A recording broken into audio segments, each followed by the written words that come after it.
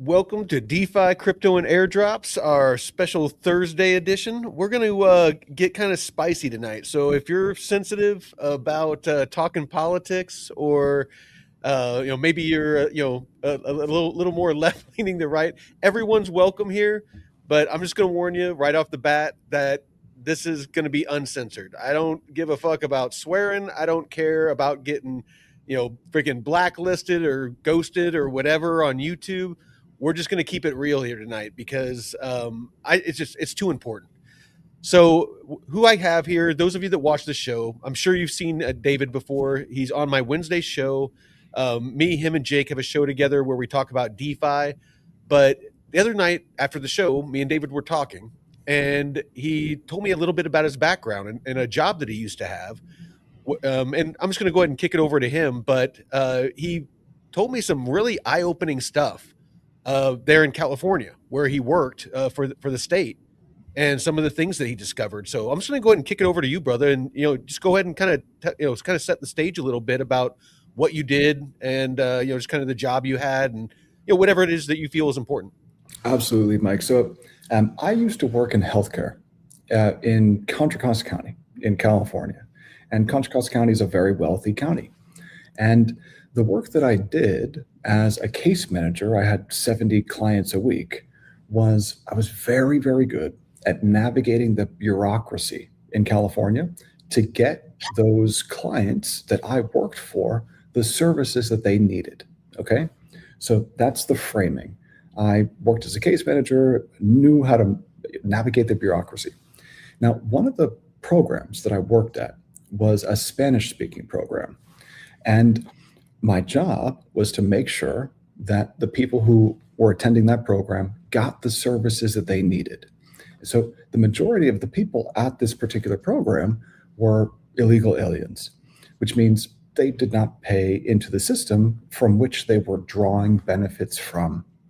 So when someone would show up at the program, remember, we're talking about people who are at the very bottom of the socioeconomic ladder. They have nothing. They're destitute. And a bed at this particular program was around $6,000 a month. So number one, they don't pay into the system. Number two, they're drawing these benefits, but how do they become eligible for these benefits? Well, what we had to do first was get them a Medi-Cal ID. So I was instructed by my superiors, this is what you do. So we got them a Medi-Cal ID number. That was the first step.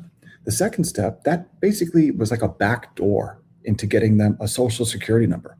So first, Medi-Cal ID. Second, social security number.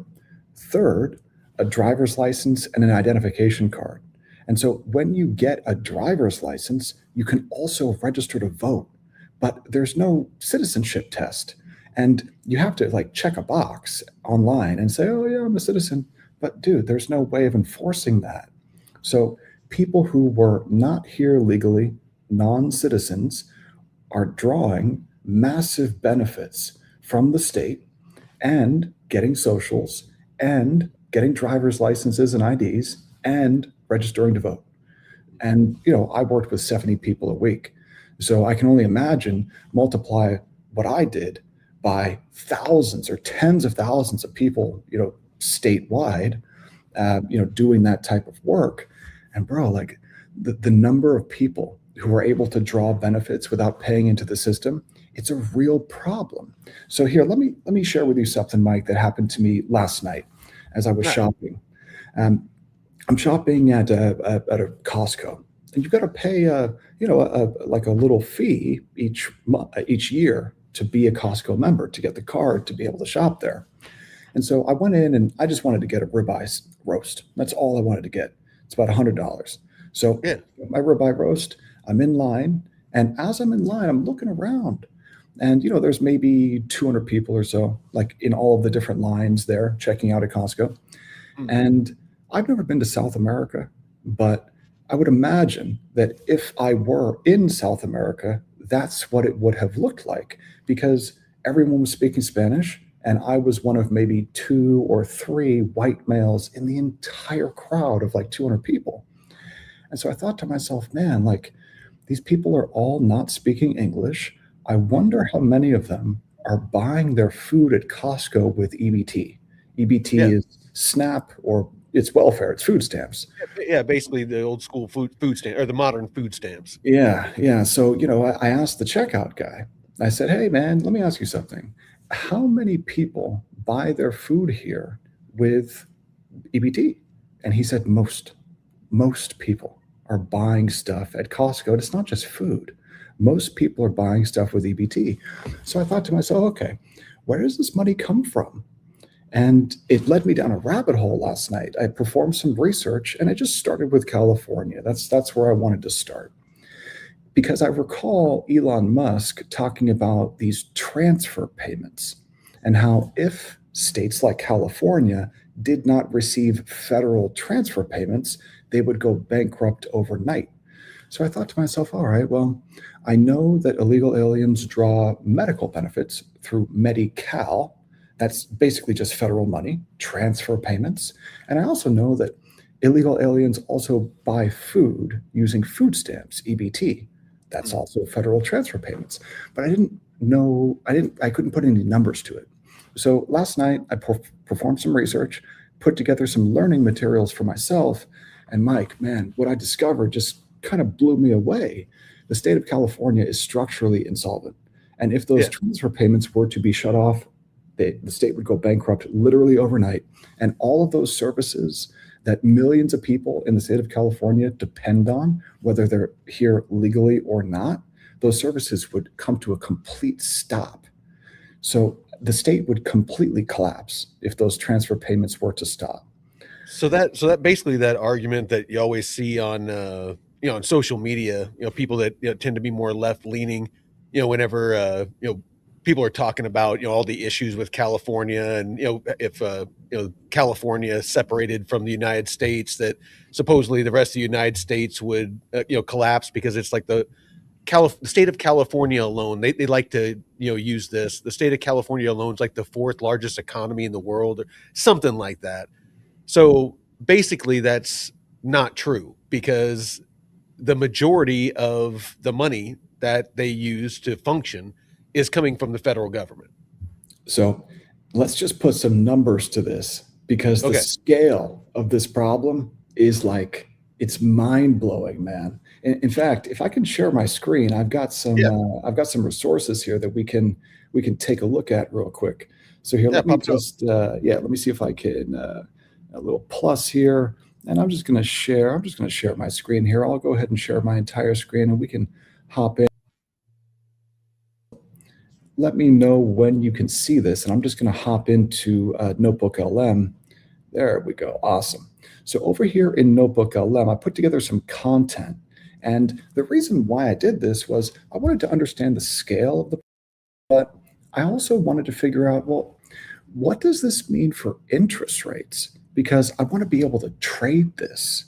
So I wanted to be able to put together a thesis for an interest rate trade. I wanted to be able to trade the yield curve based on what I learned last night about the size of the fiscal deficit in California. So take a look at this. Federal funding in the state of California for the social safety net programs is nearly 60% of all of the expenditures for these programs in California. That means that California is not sovereign. California is owned by the federal government because the federal government pays for all of these services. So the state has, you can think of it like two wallets.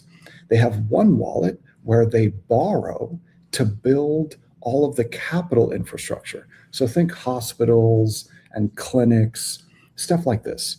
So the state borrows to build the capital infrastructure, but the state doesn't pay for the services. The services themselves are paid for with these massive, look at the size of these transfer payments. The federal funding, this is annually $175 billion a year. And this is what pays for all of those services. So think, when I was in Costco last night, all of the people around me, hundreds of people in that store. I forgot to mention, as I was walking through the store, dude, everyone was speaking Spanish. Like, I was probably one of a handful of actual English speakers in that Costco. Well, fuck. Really quick, let's circle back because the one of the things that you told me before that really made my ears perk up is you were talking about the progression of where you would get them the medical card, and then with the medical card they were able to get like basically a social security number and a government ID, and so on and so forth, and that basically it got to where they could got registered to vote and were able to vote. So I really want you to take us down that path, because I want people to understand that this fraud that we're seeing in Minnesota, it's not just fraud where they're allowing Somalis to have these childcare centers and they're taking all this money. I have some stuff. Byron Donalds, the congressman, just had they did a hearing today, and I have some stuff that we can show later. But he was showing that that money is going over to Somalia, to in Turkey to buy homes, and all kinds of stuff, possibly going to Al Shabaab, which is an Al Qaeda shoot off. But more so than that, I really feel this is only the tip of the iceberg, especially after what you told me, because and a show that me and Drew did about USAID a little over a year ago, talking about how the funding for all these global warming initiatives made their way to a bunch of NGOs who were run by ex-Weather Underground founders, and that money made it to BLM and Antifa during that 8 months of violence where they were burning and looting cities.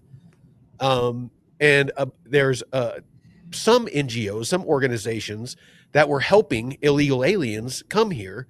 And then there was, like the NAACP and other organizations like that were fighting for, their right to vote in our elections.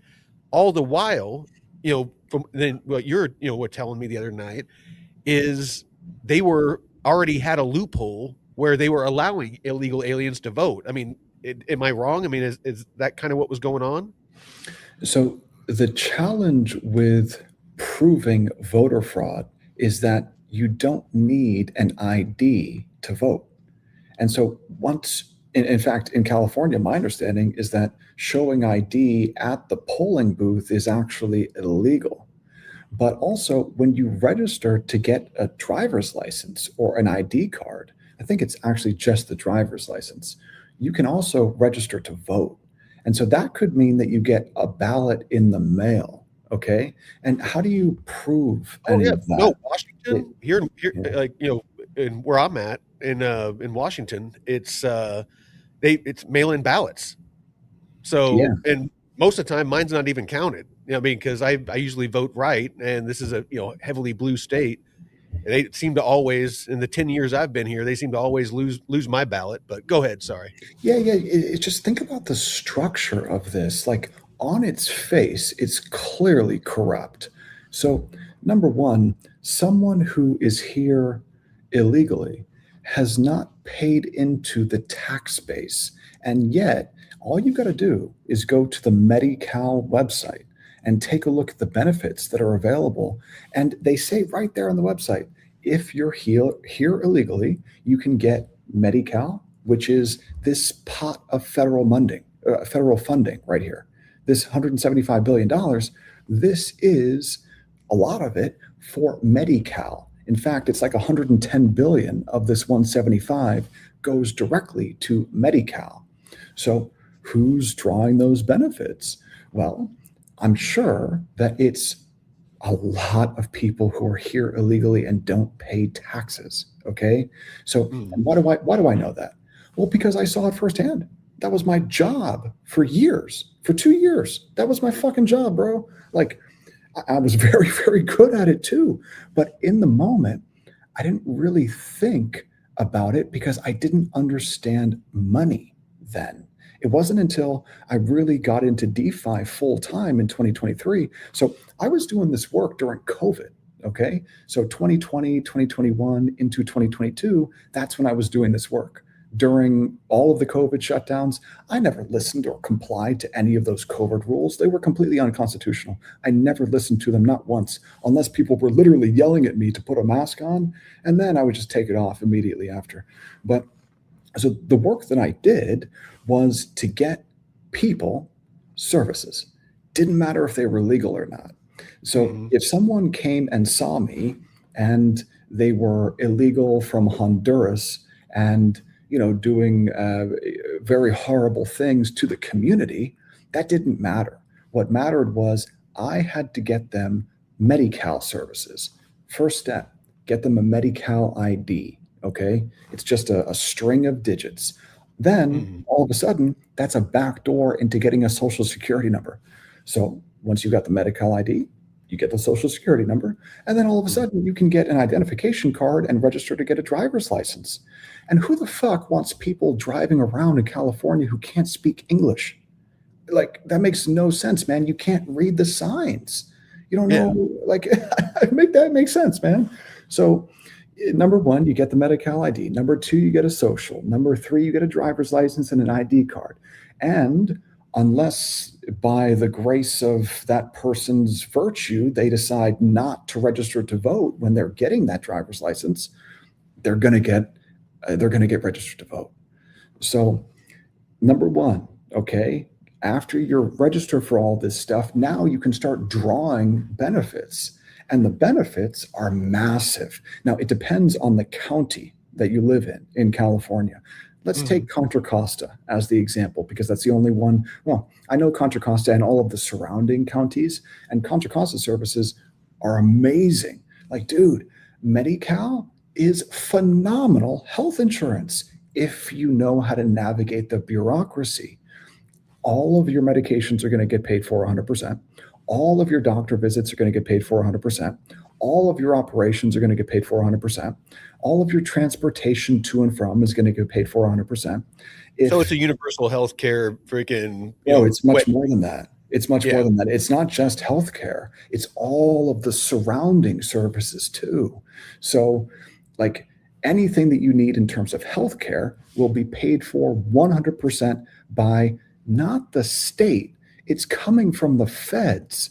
All of this money, it's like $110 billion a year in transfer payments from the federal government to the state of California. That money is what pays for those services. So it's not just the Medi-Cal. It's not just medical services. It's also, you need a house, you need a place to live, that can get paid for. You need to get a job. All of the counseling to help you get a job, that can be paid for. I mean, fucking A, man, like, you name it, like dental, vision, all of it, 100% paid for by the federal government through these transfer payments. Let's talk about use of funds. You've talked about. Can you hear this? Some of these funds are used to buy property in Kenya. I just wanted to cue that up real quick. Yeah. So who's this guy? I saw. What's he have to say? So this is Donald's. Byron Donalds, and he's freaking badass dude in Washington D.C. He's a senator or a congressman, sorry, and I want to say it's like North Carolina or something like that. But I'll play it real quick. Yes, sir. Property in Turkey. Do I have that correct? Yes. Remittances back to Somalia. Yes. I think it's important for the committee to understand that these remittances in part are used in what's called the Hawala. I want to make sure I have the terminology right. The Hawala network. Ms. Robbins, can you speak to what the Hawala network is? Yes. So it's they're one of the money laundering NGO networks.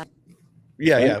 Right? She's about to explain it. A Hawala place in Minneapolis, which is like a money exchange or a money sending site, and they say, I want to send X amount of dollars, and then there's a receiving site in Somalia, and they put take the cash out. So money doesn't cross the border. It's an order for money here that gets transmitted to Somalia. For the time, because I'm out of time, I want to expound. In Somalia and other parts in the Middle East region writ large, a Hawala network is a bunch of money exchangers hand to hand not bank account to bank account. Exactly. And what is clear in Somalia and other parts is that Al-Shabaab, the largest Al-Qaeda affiliate in Somalia, they have their hands all through this network. So taxpayer money, United States dollars, that are being remitted into Somalia in part have been utilized or have fallen into the hands of Al-Shabaab. Do you think that's a correct assessment? Yes, we have plenty of evidence of that, from money directly going to Al-Shabaab, but then also indirectly because they take a cut of whatever gets sent to Somalia. There you go. So basically we're funding terrorism through, these daycares and, buying people, houses and, just all kinds of craziness. And then on top of that, you have, here, I'll share this real quick. This is from the show that me and Drew did a little over a year ago. And this is, the Biden administration, all the stuff that they were doing for, climate justice and, climate change and all that. The billions and billions of dollars went to the Climate Justice Alliance. It's a complete crock of shit, bro. It's a complete it is. bullshit. No, and I went through and I did a deep dive into this. And so you have the LCSC, which is the Labor Community Strategy Center. And the director is Eric Mann. Eric Mann is one of the founders of the Weather Underground. It was a far left domestic terror group in the 70s. A bunch of them went to prison. They robbed an armored car and shot the guards. And so they ended up going to prison and stuff. So a bunch of the money went there. From there, it went to Susan Rosenberg over at Thousand Currents. Susan Rosenberg is another Weather Underground member.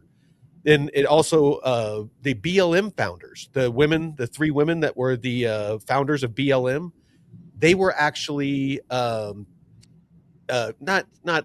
students of, but basically students of Eric Mann.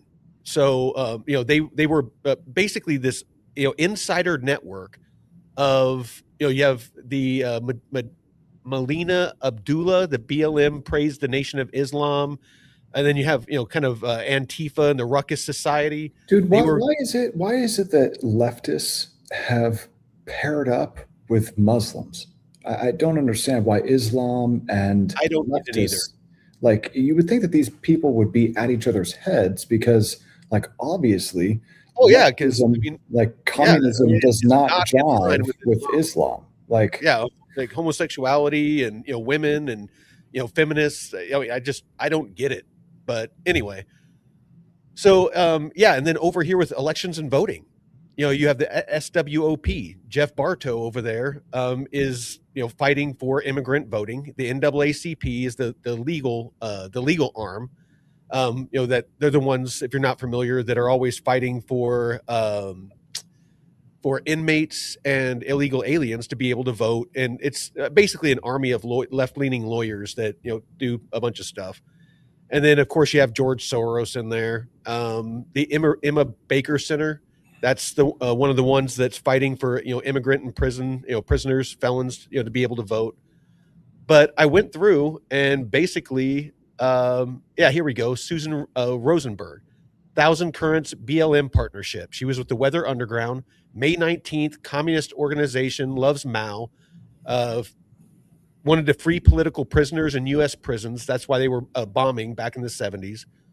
Appropriate capitalist wealth. That was the armed robberies, the armored cars I was talking about.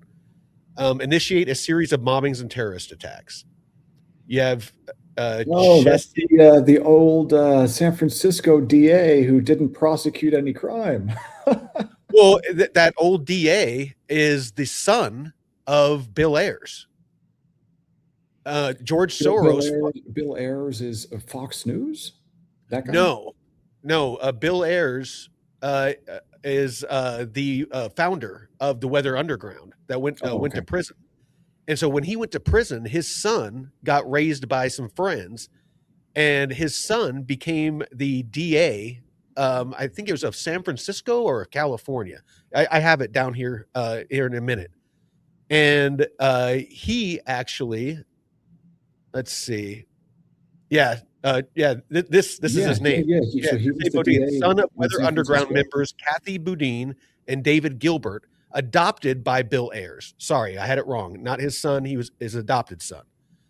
2011 to 2012, worked as a lawyer in the 9th District Circuit Court. Same name as Harris, was DA. 2019, he became the DA of San Francisco. And this is, just talks about who Eric Mann is. I kind of already went over that. BLM founder. Okay, this is Patrice Cullors, one of the BLM founders.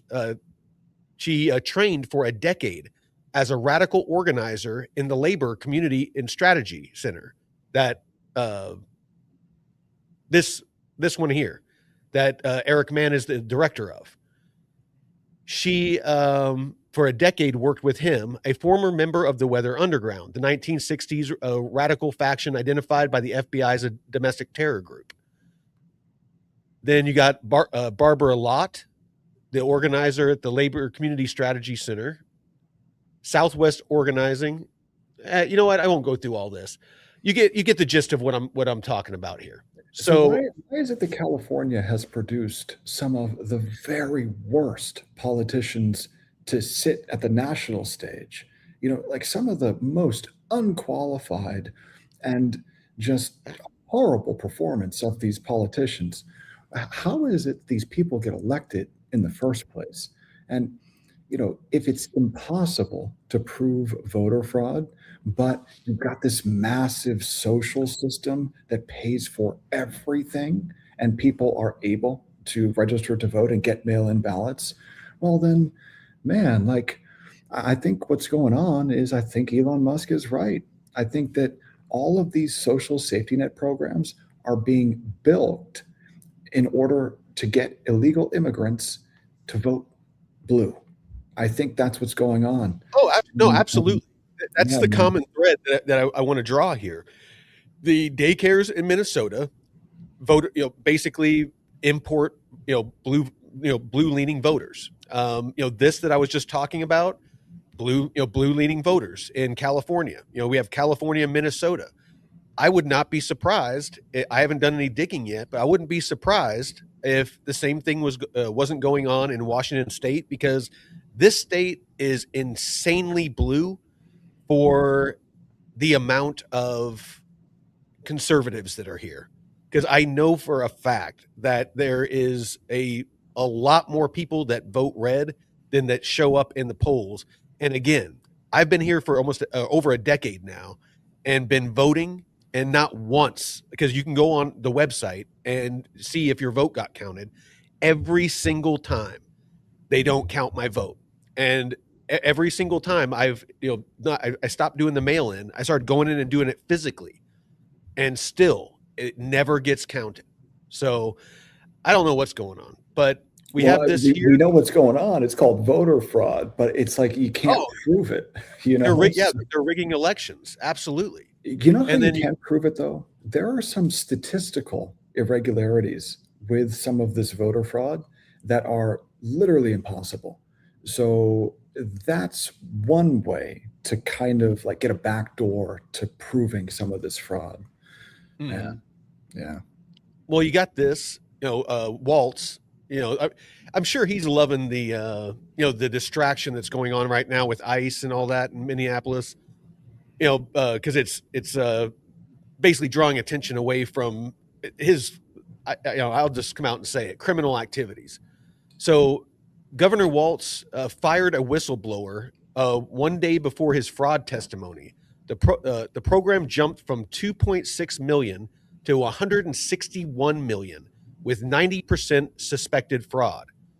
Eric Rumdell was fired just 24 hours before he was set to testify about massive fraud in Minnesota's Housing Stabilization Services program under Tim Walz. Spending surged to over 161 million a year from 2.6 million, with auditors flagging overwhelming fraud risk. Critics say that the dismissal reveals an industrial-scale cover-up designed to protect political leadership from accountability.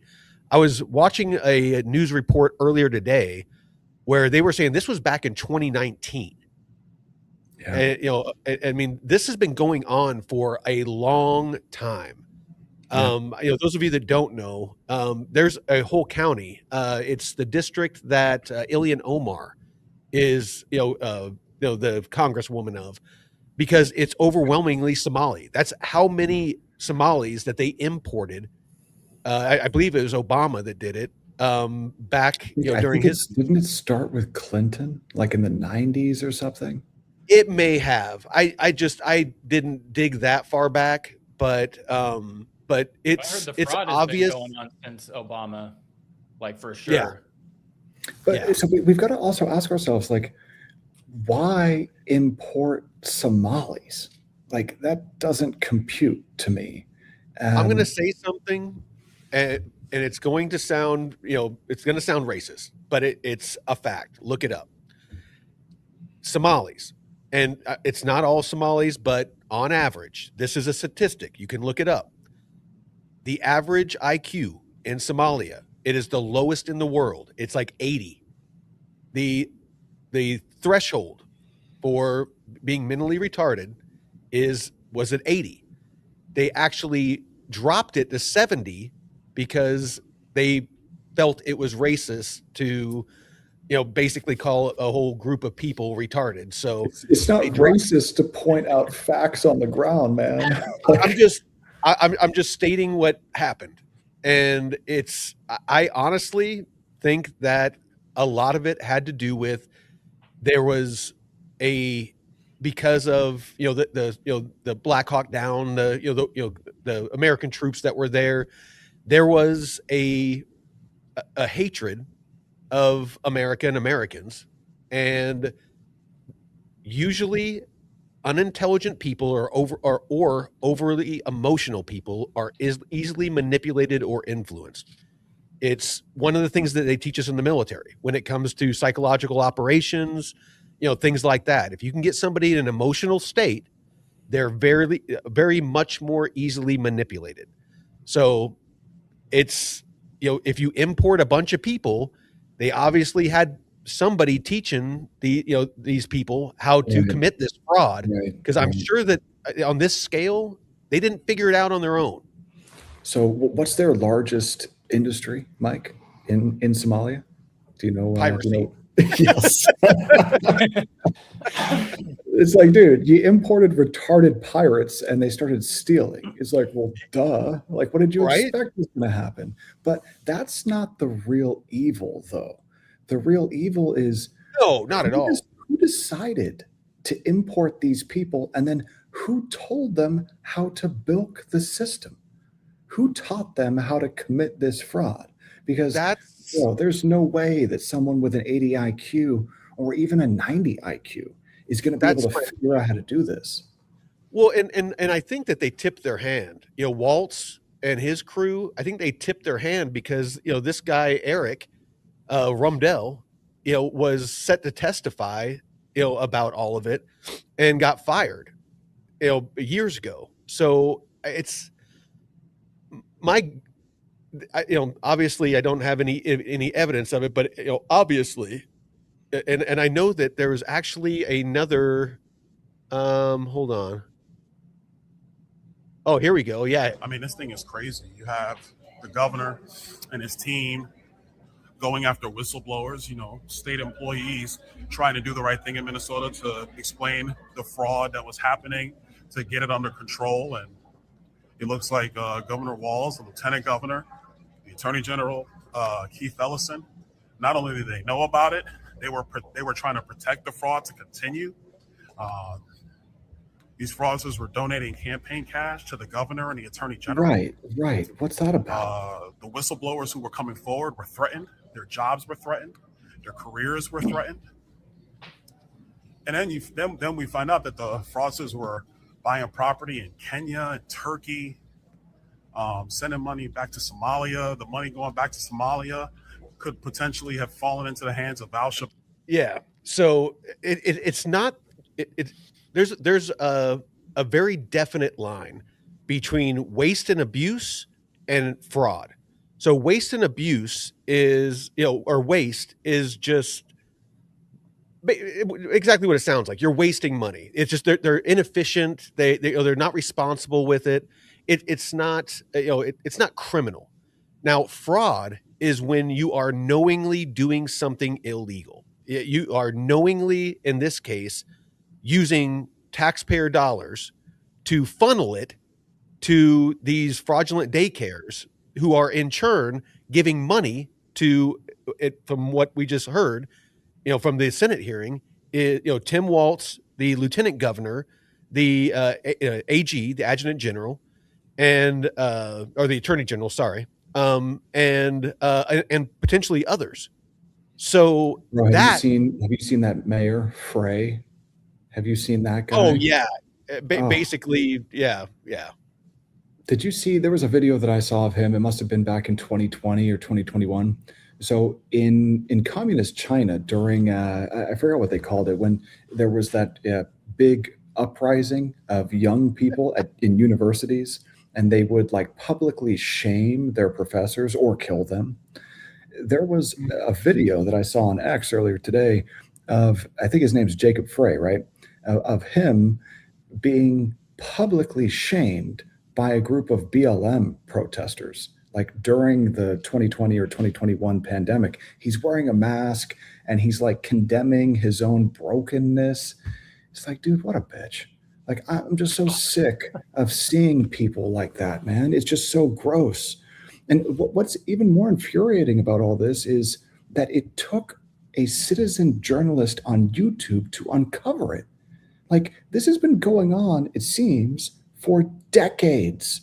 Dude, it's obvious. Like, it's out in the open. It's out in the open. All of this stuff that I found, for this, that show that me and Drew did last year, all this was basically going on, like LinkedIn and, a couple of websites. And I was able to draw the lines. I looked and saw where the U.S. aid money was going, or the money for the, global warming initiatives and all that, and saw that it was going to this Climate Justice Alliance. And so I just started digging, and I just like, okay, who are they associated with? And I found that, the LCSC and, the SWOP and the NAACP, and, just started drawing the lines. I'm like, okay, well, who's in charge of that? And what's their background? So I went to LinkedIn, and I'm like, oh shit, Eric Mann, Weather Underground. Okay, cool. Oh, Susan Rosenberg. Oh, also Weather Underground. And just started basically, the BLM founders all were, basically, under the expert tutelage of Eric Mann for, over a decade, being, community organizers, which is basically what, that whole Summer of Love was for 8 months, where they were burning and looting. That's what they consider community organizing. Well, Mike, it's happening right now as we speak, again, in the same places again. Yep. And it's like, okay, well, after Maduro got, after he fucked around and found out and got extracted by Delta Force, only a couple hours later, there were people in New York and cities around the country with like professionally made signs protesting this stuff. Oh, Where dude, the fuck did the signs come from? There was like pallets of bricks that were getting dropped. I remember that. Yeah. There was, just, they were very well funded, very well organized. They had all those, kids in the black pajamas that were running around with super expensive radios, like, military grade radios to communicate with each other and coordinate.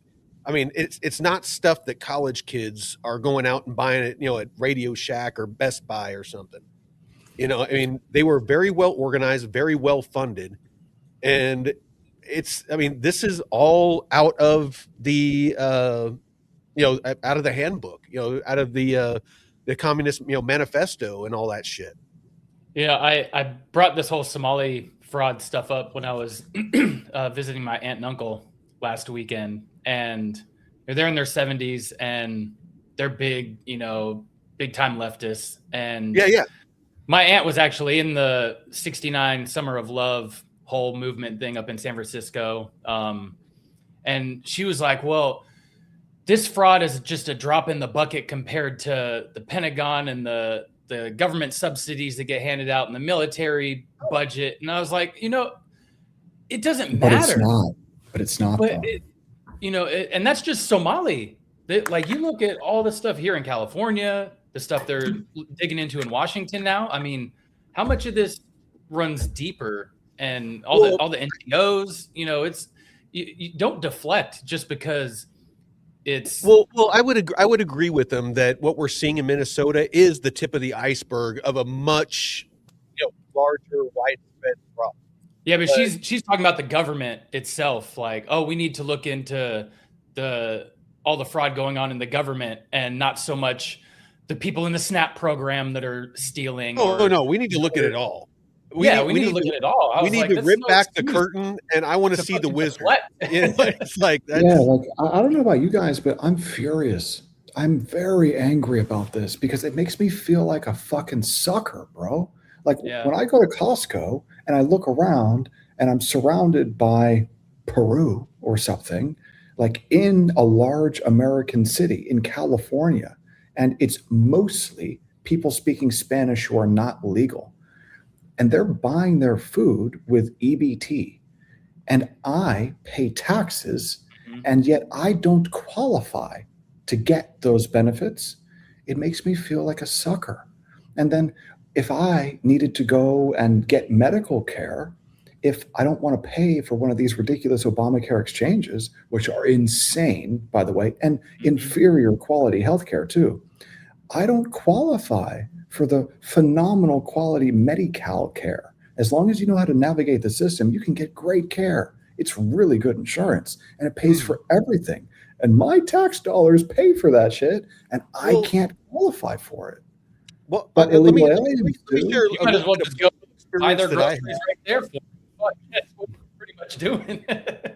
Well, let me share really quick. Kind of my experience in the military. So, government contracts, a fiscal, the fiscal year, the end of every fiscal year in October, they always got everybody together, and everybody just knew. They were like, get your wish list together. What if you need computers, if you need guns, if you need, parachute, whatever you need, desks, chairs, whatever, get your wish list together. And it's basically the way that all government works. Those of you that don't know, the way all government works, not just the military, is you're given a budget. And if you don't use it, you lose it. And so basically there's a mass spending spree. They don't incentivize, people being responsible with the money. They incentivize people wasting money, because if you're responsible with it and don't use it all, then the next year you don't get, they basically cut your budget. So you have to make sure that you max out your budget and then always request more. So that's why our government spending is always increasing, is you have all these government organizations and the military always max spending and then saying that was barely enough, we need more next year. And if you point this out, like I used to get in trouble all the time because I used to point it out, even going TDY, TDY is temporary duty, going someplace. If there was only two or three people going, they would give each person a rental car. They'd give each person their own individual hotel room. And I was always like, what the hell is going on? This is taxpayer money. If we're going to the same place to do the same stuff, this isn't a vacation. We should be sharing rooms. We should be sharing cars. What is going on? And it's insane to me. But yeah, but it seems like that's left, right, and middle should be furious at this. Yeah, but that's got to be small beans compared to like the size of the fraud in California. It looks. Oh, like. no. Yeah. What I'm saying is that it's everywhere. Yeah. It's in Minnesota with the Somali daycares. It's in government contracts, which is in the billions, if not trillions. The taxpayers, they paid to train soldiers, and airmen and sailors to cook food for the military, drive trucks, to fix the trucks, to fuel the trucks, all these different things. That war that we had for over 2 decades, they had government contractors getting paid hundreds of thousands of dollars a year to fuel trucks and drive trucks and to cook food. And there's cooks and mechanics and truck drivers sitting around doing nothing. So the taxpayer paid to train these people, and then they paid billions upon billions of dollars that was basically our tax dollars getting funded to these these groups and organizations that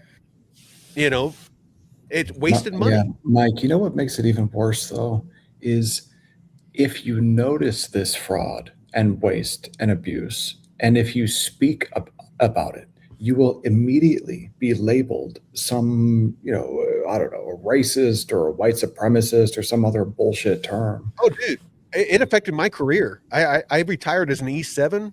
I probably would have gotten E8 before I retired, but I was blacklisted basically, because I pissed everybody off because, everybody wants their own rental car. Everybody wants their own hotel room. They want to, live it up on the taxpayer dollar.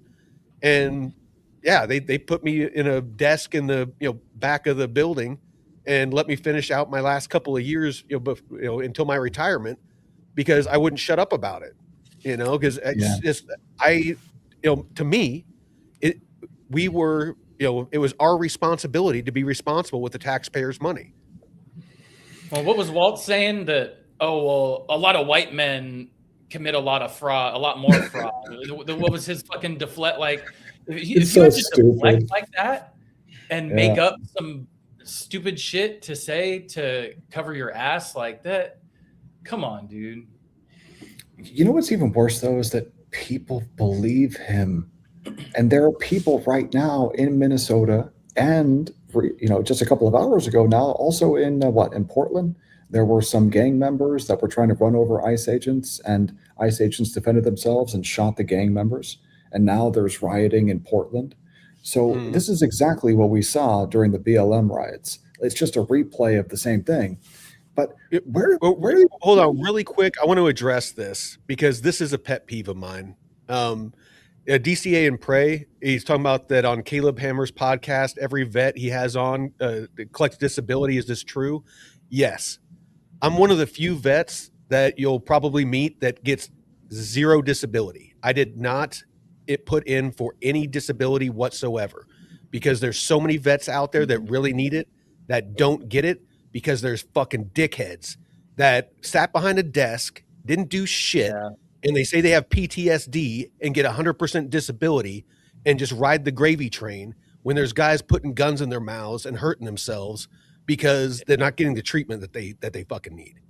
So this is my brother is the same. He didn't collect any. He could have gotten some disability, but he's like, no, I don't actually need it like that. Like exactly. So exactly. You see the comment from Joseph Cupidor. How can we fix this? So there need to be high-level people indicted.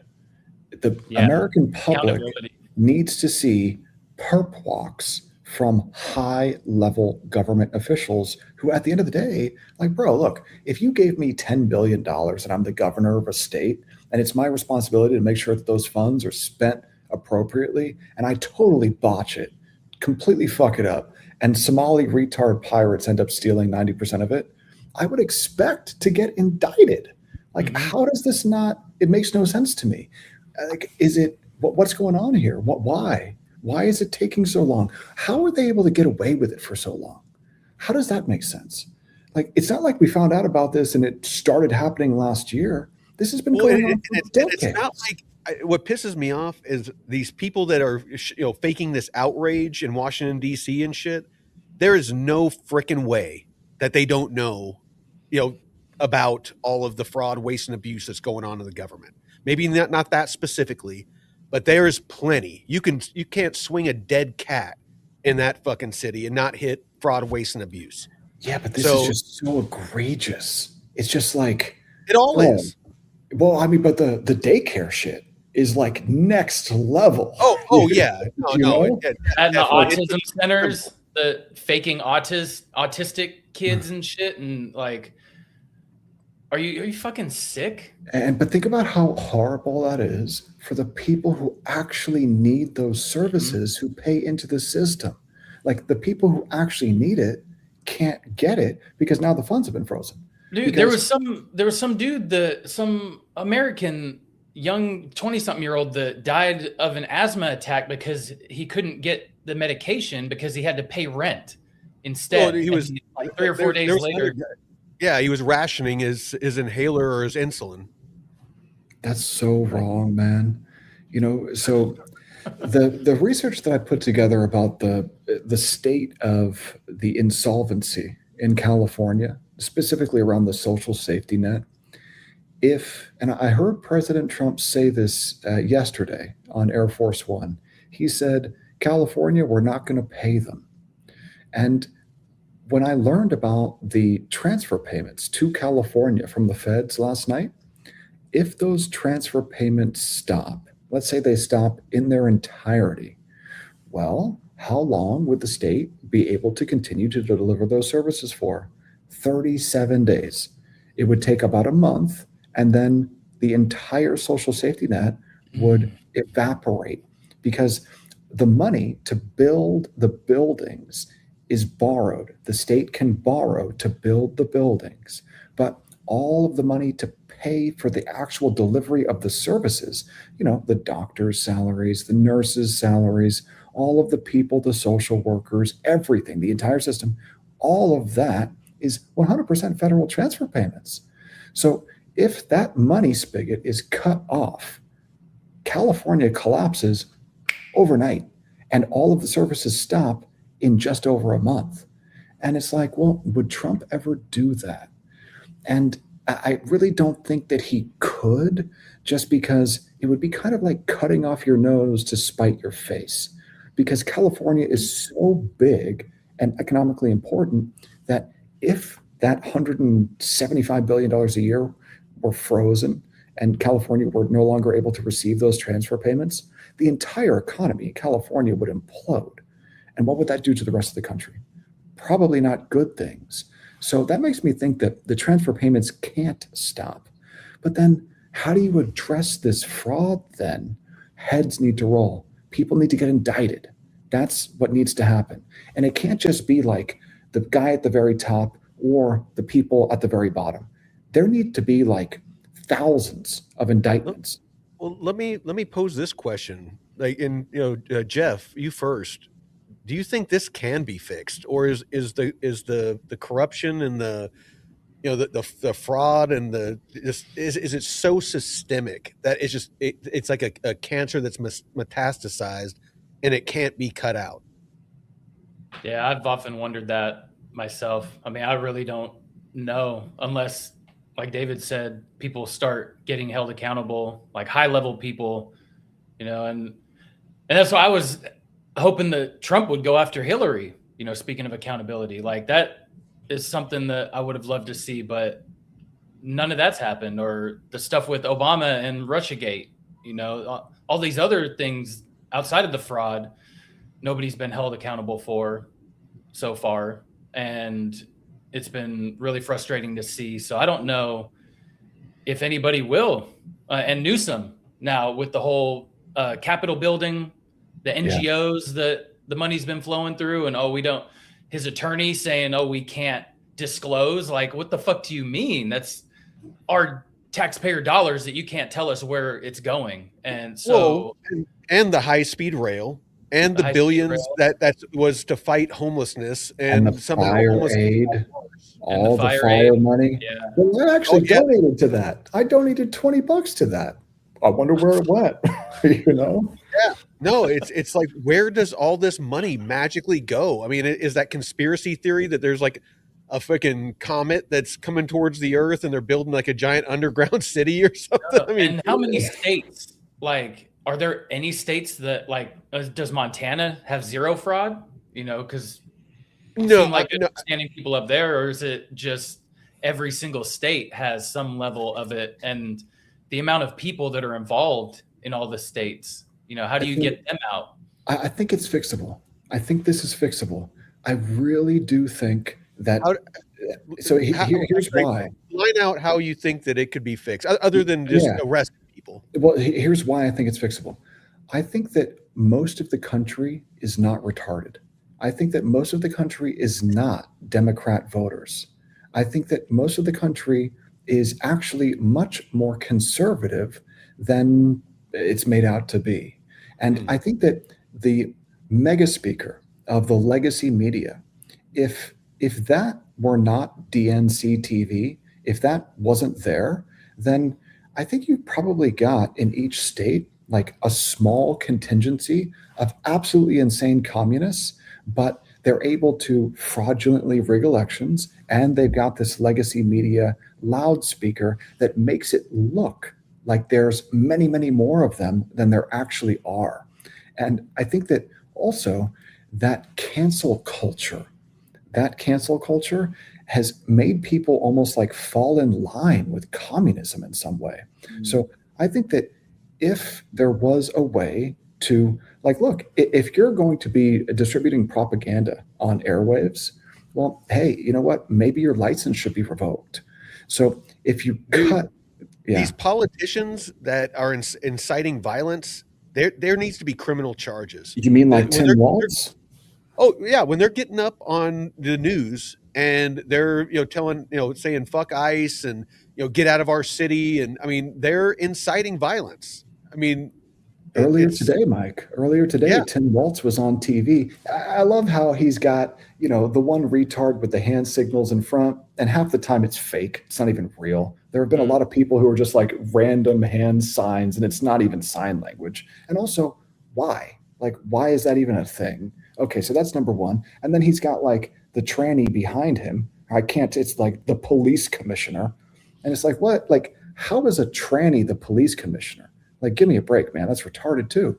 And then he's up there and he's talking about and she has no the federal government. War? The fuck is he talking about? He's saying a state has never been at war with the federal government.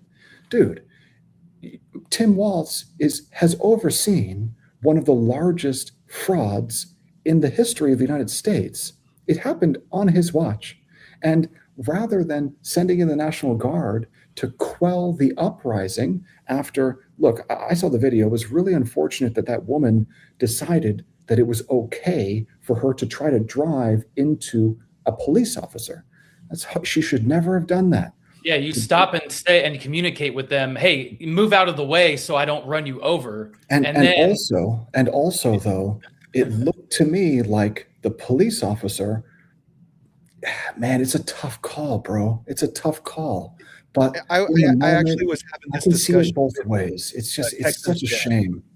Well, I'm going to share the discussion that because Texas Jeff, he was messaging me, when it was all going down, and he's kind of a little bit more left leaning, and he was telling me that that police, that ICE agent murdered her and all this stuff, and I was like, I get it, but it's easy to armchair quarterback something like that when you're not involved, because sometimes your life it's a split second. You have to make a decision. And when somebody guns a vehicle and you're in front of the vehicle, your instincts take over, in that split second. And I honestly just feel like it was just a really bad situation. Tempers were raised, everyone was emotional. Again, bad choices are made when you're emotional.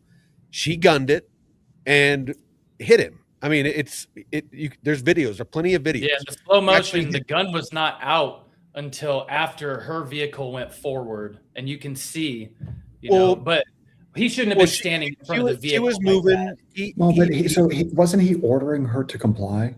Hold on, slow down. Let me lay it out, because I went over it in a lot of detail because I was talking with Jeff about it. So one officer approached the window, the driver window. Another officer walked around the front and was directly in front of her in where the bumper is, the hood. And she started to move forward, so he pulled his pistol. And then she, I guess, freaked. I don't know what went through her head. I don't know if she freaked out or what, because she saw the pistol drawn, and she gunned it. And when she gunned it, he went, kind of forward. And I don't know. I'm guessing that either, that's what, initiated him to consciously or just, losing, because it was icy. I don't know if he just slipped and it went off. I don't know. But about that far from the A pillar on the windshield is where the bullet went through. And then, what happened after that, I haven't gone into, but that is what happened. It's, again, it's really easy for people to get, outraged at the officer. I get it. If, she shouldn't have gunned it. Absolutely. No, she shouldn't have. It's a horrible, horrible thing Don't that put yourself happened. in that situation. If you want to protest on the side. And she had a kid too that she, like, what are you doing when you have a child? You're right, man. Like going out there, like what compels these people to go out and think that if they lay their hands on a police officer, that something horrible is not going to happen to them? It just does not compute to me. Like, look, if you want to hold a sign and protest, okay, that's one thing. But if you're going to try to stop federal officers from doing their job, bro, you're going to get shot. Like, you just have to expect that. But why is it that it seems, see, here's the thing. It seems like there are a lot of people who are actually protesting this stuff because you see it on social media, you see it on legacy news. How many people are actually out there protesting this stuff? I think it's probably very, very few compared to the vast majority of Americans who are probably law-abiding citizens in favor of law enforcement here. Well, how many of them are getting paid? That's what I want to know. Yeah. Probably most, bro. I mean, hey, it's a good gig, right? If you're like half a retard anyway and you can't hold a job, then just go protest professionally. When in the blink of an eye, you have a bunch of like professionally printed out freaking, boards, and it makes it really hard to believe that it was just spur of the moment. It's almost like they had the stuff ready. They and this is a conspiracy theory. There's absolutely no evidence to support it, but put a bunch of people out there, all these people that are running around and pestering the ICE agents and throwing stuff at them and all that stuff, and eventually something is going to happen. Somebody's going to get hurt. Somebody did. Somebody's going to get hurt, and then they can sensationalize it. And you can look on social media. A lot less attention is on the fraud right now because the new shiny object, got presented, and all the squirrels shifted their attention. So what's the next step then? What if these protests don't stop? And what if there are thousands upon thousands of more people that are bussed in to Minneapolis in order to like bolster the numbers of the protesters? Like what stops it? Because you've got a governor there who says that he thinks he's at war with the federal government. Like, bro, mind blown. That's crazy talk. Like, not good. What stops this? How do you bring him to heel? What does Trump need to do? I don't know. Does he need to, use the Insurrection Act and federalize the National Guard to put down these violent protests in Minneapolis? Is that what he needs to do? Does he need to use the DOJ to indict the governor in Minnesota? Like, I don't know what has to happen for this to stop, because like, it's so unnecessary. It's so unnecessary. And people are dying because of it. And it's just such a shame, man. Like, that woman had no business being there and doing that. And she lost her life because of it. It's a horrible thing that happened, but it should never have happened in the first place. Like, there should not be a population of people that are paid agitators who travel around the country in order to foment violence against ICE officers. That's insane. Or anybody. Or anybody, right. How do you stop it? There shouldn't be people paid to incite, freaking, violence. Yeah. Look, I think that it can be I think that it can be stopped. I do. I think it can be stopped because I think that the number of people who are actual lunatics like that is actually quite small. And it's just that their voices are magnified 100 times over and they're paid. They've got money behind them. So I think that you kill the money spigot to these protests, these organized protest groups. That's number one. And then maybe you indict some people at the top of the protest groups, throw them in jail so they can't organize. That's number two. And then, sorry. Go ahead and finish. I'll get to this after you're done. Yeah. So, you cut off the money, indict the people responsible, And then you've got to do it in the open. It's got to be all out in the open so that the American public can see it. There can't be any backroom deals. There's got to be cameras in the courtrooms. It's got to be all out there on the open, and it's got to be blasted from a loudspeaker. Like the White House has to be posting this stuff on social media because people need to know that they're taking action, because you can be guaranteed that none of the legacy media is going to report on it. Do you want me to tell you the easy way to fix all of it? What? Blockchain technology. Because if you put the budget on the blockchain, it's fully transparent. Anyone can audit it. You know, it would bring confidence of the people back. You put elections on the blockchain. It's fully transparent, fully auditable by anybody. You can see, you can basically do a A/B comparison, and make sure that only the people that are allowed, legally allowed to vote could vote. Every person got one vote. Yada yada yada. It basically, I mean, there would be no question of where our tax dollars went. Anybody, literally anybody, if it was all on blockchain, anybody could ensure that it was accurate, that it was legal, that everything is above board. They could fix this very easily, but will they? Imagine if that happens and then there's like an exploit and North Korea is able to siphon off billions of dollars or something. Well, I'm not necessarily saying like put all the money on the blockchain. I'm just saying, right. I was just kidding. Yeah. Have the account, Right. So like if the Pentagon gets $1 trillion, then they have to itemize and say, hey, this went for this, this bought a toilet seat, this bought a freaking M16 or whatever. That just goes down the line, and it's like, basically there would be a full accounting for everything. Why don't we just start with the voting? Let's put the voting on chain. Oh yeah, no, absolutely. But I'm saying that there is a solution, a very easy one, and it would not take a whole lot to make that happen. So Crispy USMC, I mean, obviously he was in the core. Semper Fi, brother. The Insurrectionist Act, and change the ROE, which is rules of engagement. That's the basically the rules that we go by in the military that dictate when we're allowed to take action. Somebody shoots at us, we can shoot back. Somebody yells at us, we can't shoot back. That kind of thing. Need to take the handcuffs off of our officers so that they can do their jobs. Yeah, and I guess he went on to explain it. Same as troops in combat. The rules of engagement often, for some, are ridiculous. Some of us didn't have the same rules of engagement. So, but yeah. And Matt was saying was it earlier this week? He was talking about his experience voting here, and basically had somebody not talk him into voting twice, but he went and voted, and then the guy was like, gave him the paper to vote again, and pretended like he didn't see him or something. Bro, that's a serious felony, dude. They don't fuck around with that if you get caught doing that stupid shit.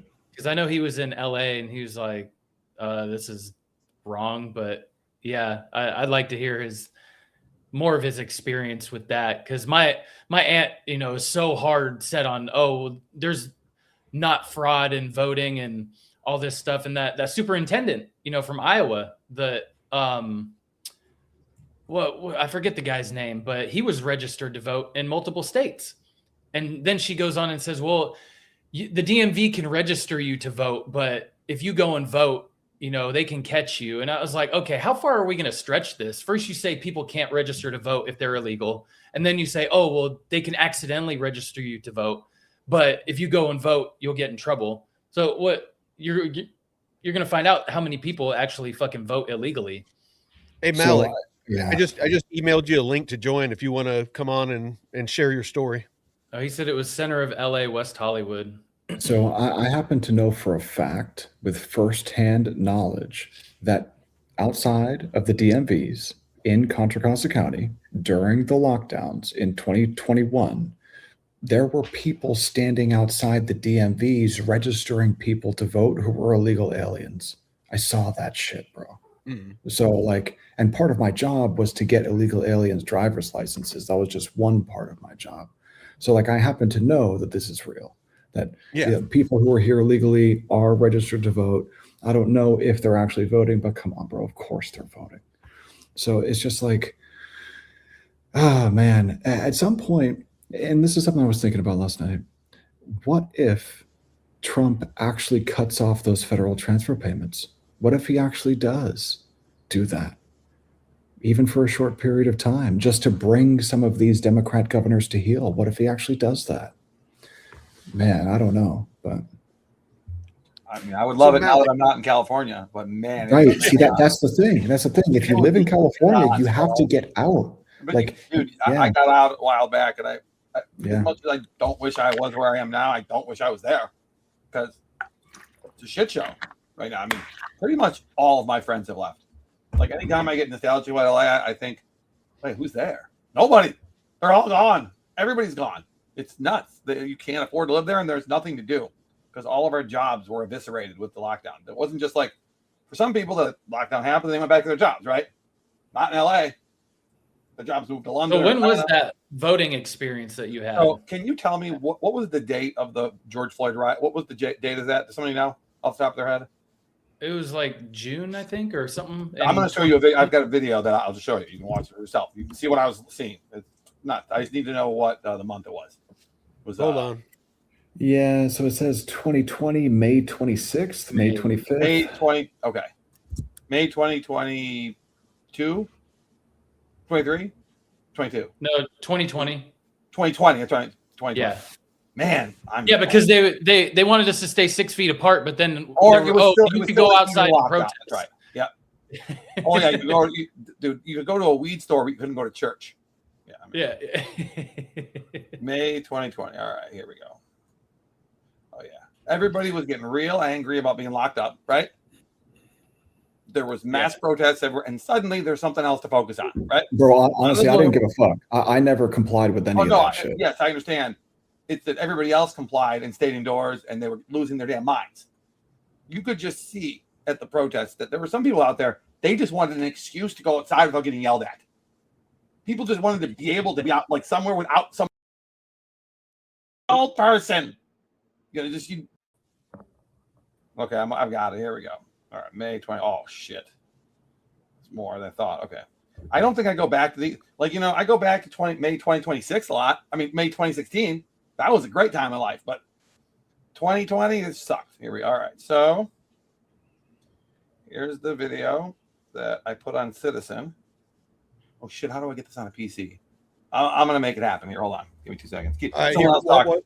While you do that, I'm gonna play this. This is old freaking. Oh, Tampon Tim, my favorite guy.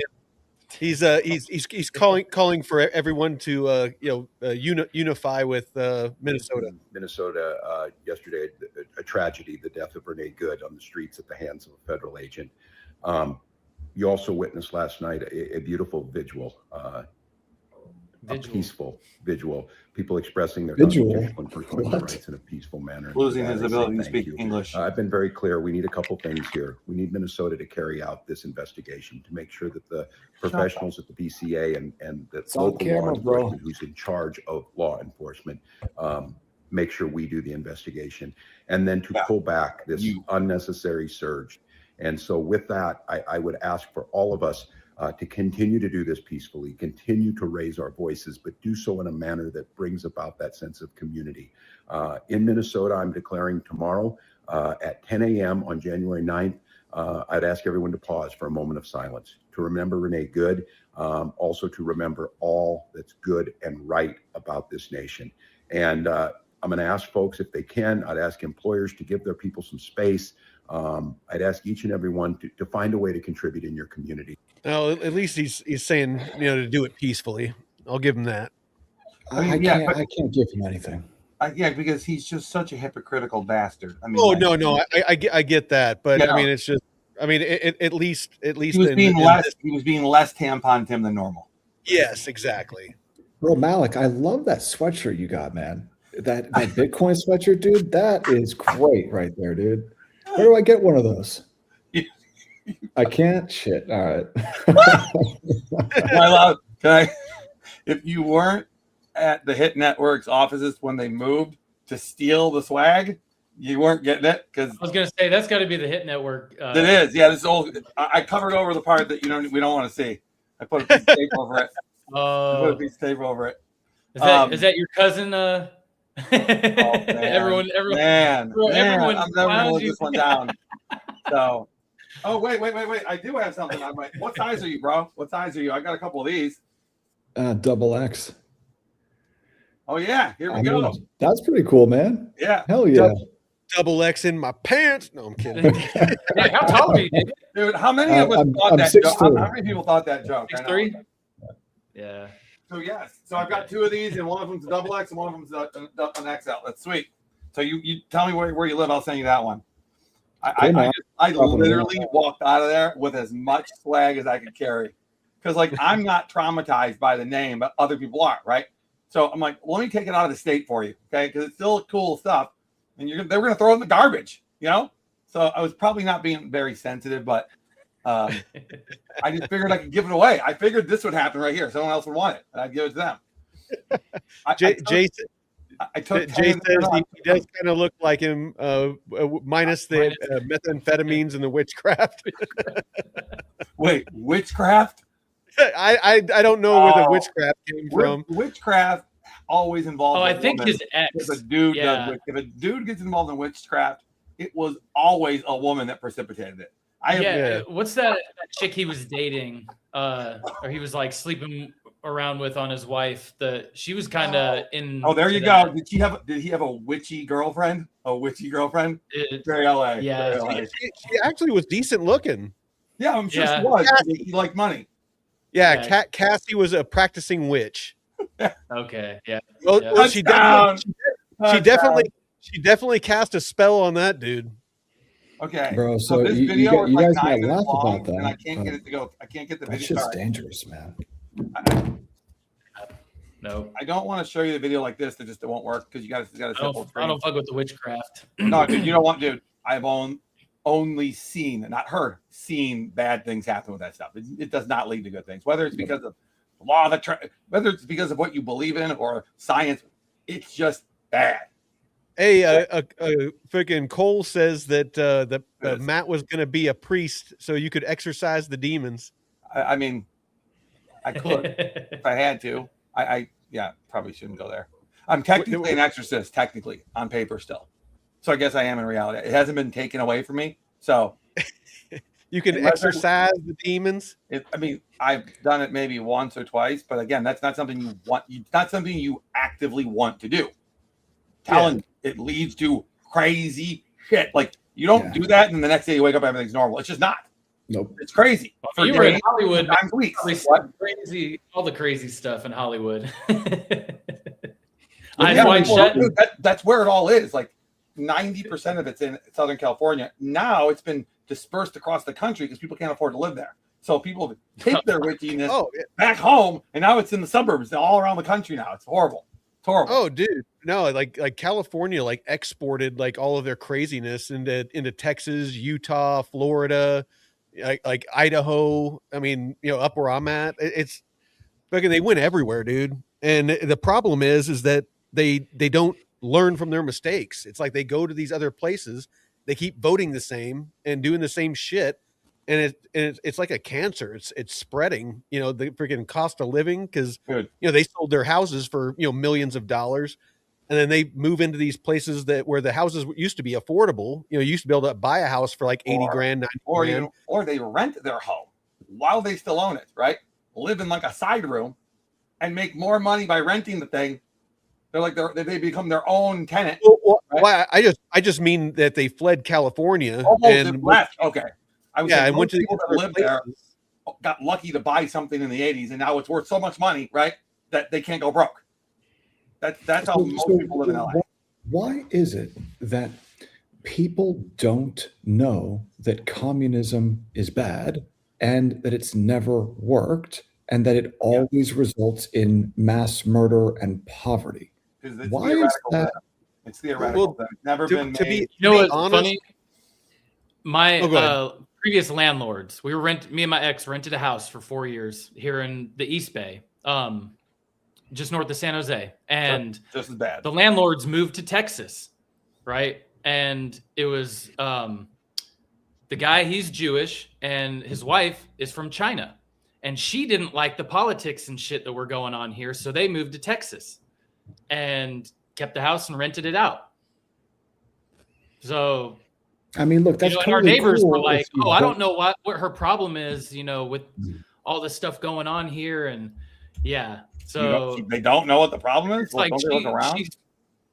I'm sure she saw a bunch of shit like that in China and was like, "Oh fuck no, I don't want to be." Yeah, right. She saw what the results were because she lived in China, right? People in Taiwan, they really don't want to be a part of China. Why? Because either they or their direct relative lives in China.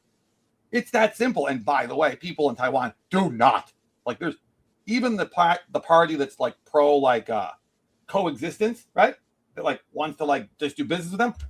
They would never say, "Oh yeah, let's become them again," because they know that means the boot's on their throat, right? Yeah, do we control Taiwan? Sure, but do they feel it? No, they don't. Well, I'll tell you what happened here in the U.S. is, I mean, we've talked about it on the show before. Comfort. There's an interview by a KGB agent in the 80s that defected from Russia, and he lines it all out. They infiltrated the education system, the colleges. Yes. They started the feminist movement. They, all that stuff in the the 60s and the 70s and all that. And the schools is what they got into first. Yeah. And basically what they did is they got the mom and the dad both out of the house. So basically the schools are the ones that educate them. They dumb down the education, the stuff that they used to teach, where they taught about the Constitution, real history, about real math, real philosophy. Exactly. They don't do that anymore. They got rid of it all because, I mean, hell, dude, you can there's these kids that are online, people like to laugh at it. I just cringe because you have people in their 20s and 30s that think Africa is a country. Bro, it's so much worse than that, Myke, because I went to UC San Diego, and then I got into the back door to UC Berkeley. And bro, I bet you did it. You were at Berkeley. Bro, it was I'll tell you, man, I had to take an ethnic studies class to graduate from UC San Diego. Okay. And I took that class at the Berkeley City College. Okay. Because it was way cheaper. And when I'm at Berkeley City College, I had to denigrate myself and I had to denounce myself in front of the entire class. Otherwise, I wouldn't have fucking passed. Yep. Okay. Dude. So, and that was that's what happened to me my freshman year in college. That was 2017. Yeah, that was that 2015. That was 2015. So that was before it really ramped up when Trump came in 16. So, but it started in the 90s because I went to college in the late 90s, and in the city, I went to a university in Chicago that no one has ever heard of to play sports, and I had a feminist teacher that I didn't even know what a feminist was. Right, a feminist lesbian teacher in 1996 with purple spiky hair. This was like a rhino in the wild. Okay, it was chaos. And I was the only great white buffalo. And she called me a conservative, which I'm like, what? I voted for a Democrat. What are you? I was so confused. But they would say the most outrageous shit, right? And I would, and then, dude, expecting me to sit on my hands and not say something, it's not going to happen. It would be a riot. There'd be riots in every class, okay? Because I would just be like, no. How many times did you get sent to the dean or in elementary school to the principal or whatever? She tried to convert me hardcore. She saw me as a lost soul who sadly had parents, right? Who needed to be converted, except it turned me the exact opposite way. It turned me into a voter of Republicans for the rest of my life 10 years earlier than they say, you're not a Democrat in your 20s, you have no heart. If you're not a Democrat in your 30s, you have no brain, that whole thing. Well, I learned it at 19 because these people were crazy, right? Yeah. So I just ran. Anything they were involved with, I'm going the other direction. And then you start thinking things that are true. You're like, oh, okay, man, maybe I was wrong about everything. Can't believe Dude, oh my God. I was raised to be extremely left leaning. Yep. And as soon as I left home and joined the military, started traveling the world and actually saw with my own eyes, it was a wake up call for me. And I never considered myself to be extremely right leaning at all. Me neither. But the Democrat Party had moved so far left. If you are anywhere in the middle, if you were left of center or right of center, if you were right of center, now you're considered an extremist. If you were left of center, you're considered, a conservative. And I mean, I love those old Democrats, like from the 60s, that were just like, the government has no business messing with me. All the people that like RFK, basically. Yeah. But then you got the new ones where they like want government running everything. They want government involved in everything. And it's just like, what happened? They think government is the only solution. They don't think government's one solution of many. They think government's the solution that you default to for everything, unless the government just can't do it. But right then you ask a church or no, dude, exact other way around, dude. Subsidiary. Well, they don't want Trump and the Republican, the right-leaning government. They don't want people. But they were happy when Biden and Obama. Sense. They were happy to comply with all of that. Dude, bro, Trump isn't even right-leaning. He's a centrist. Yes, exactly. Yeah, he's probably he's a a centrist. selected Democrat, just like I think we would all have been centrist former in Democrats. 1996 when Bill Clinton went against remember Ross, who was alive? You're old enough to remember Ross Perot, right? Ross Perot, yeah. Dude, when that happened, we were probably both centrist, like in reality, right? But politics has moved so much. In it's exactly 20 years. That's weird. This is the 20-year anniversary of 1996. But yeah, this is 2026, right? Yeah. So that's right. Doesn't it seem like there's some type of coordination layer? Like, so what? 100,000%. Right. It is coordinated. Period. I don't care. I have evidence because I have eyes. Okay. Right. You could not organize the riots that I witnessed, dude. If I didn't have that app called Citizen, I would have died that day because I would have walked outside my house going to get coffee, and I would have walked right into a raucous BLM protest, improperly dressed, just like unconfused as to what the hell was going on, right? Mm-hmm. Instead, I woke up and there were like 400 notices on my phone, and I hear 6 helicopters. I'm like, wait a minute. We have a hospital. So there's one helicopter noise usually, right? Because the hospital, right? But when you're 2, 3, 4, I'm like, uh-oh, something's wrong. I look up there, I'm like, oh, shit. What are you rolling up, David? Well, this is the only solution, I think. When I roll up, man, I like to make it half tobacco in there. So okay. I got yeah, man. That's so I just sit and, what I do is I sit and I work and smoke all day. That's like all I do every single day. I work basically from the moment that I wake up until the moment that I fall asleep. That's what I've been doing here in the wintertime. Yeah. I love it, man. I love it. What kind of tobacco? American Spirit. Okay. Yeah. Mm-hmm. I was going to say probably a natural one, huh? Yeah, man. Like, but look, isn't there some type of coordination layer amongst all of these Western democracies? We saw it during COVID, where it seemed like the response to COVID was coordinated across all of these Western governments at the same time. Same policies, same time, Western governments. And now, thank God for Trump, because, dude, if we had had Kamala and Tampon Tim, we would be totally fucked. But dude, I mean, look what he's doing in freaking Minnesota. Imagine that on a national scale. Holy fuck. Look at Britain and look at Western Europe and look at Australia. Like at a certain point, but when do we have to halt travel from Europe? Like what the fuck, man? Now, when Gary Oldman told me in 2009 that he became an American citizen and he would never go back to Britain unless it was for work, right? I was like, well, you're British. He said, no, I'm American now. And London is lost. I'm like, what? This was like way before anybody knew, right? I was like, well, they're really never wrong about anything. Him and his partner, like every time I thought they were wrong, they were always right. Like it became so bad that I was like, I would just say, okay, even if I wanted to argue with them, I'm like, I'm just going to listen and see what happens. Right again.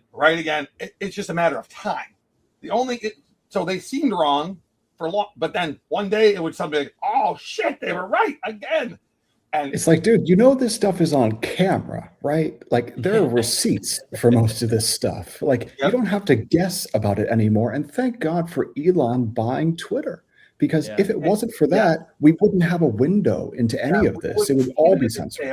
Even if the X experiment fails, he loses his money. His uncovering all social media, right, with the government was an essential moment in American history for moderates to finally go, oh, wow, the mainstream media might not be telling us the truth. Well, dude, like that's a perfect segue for this.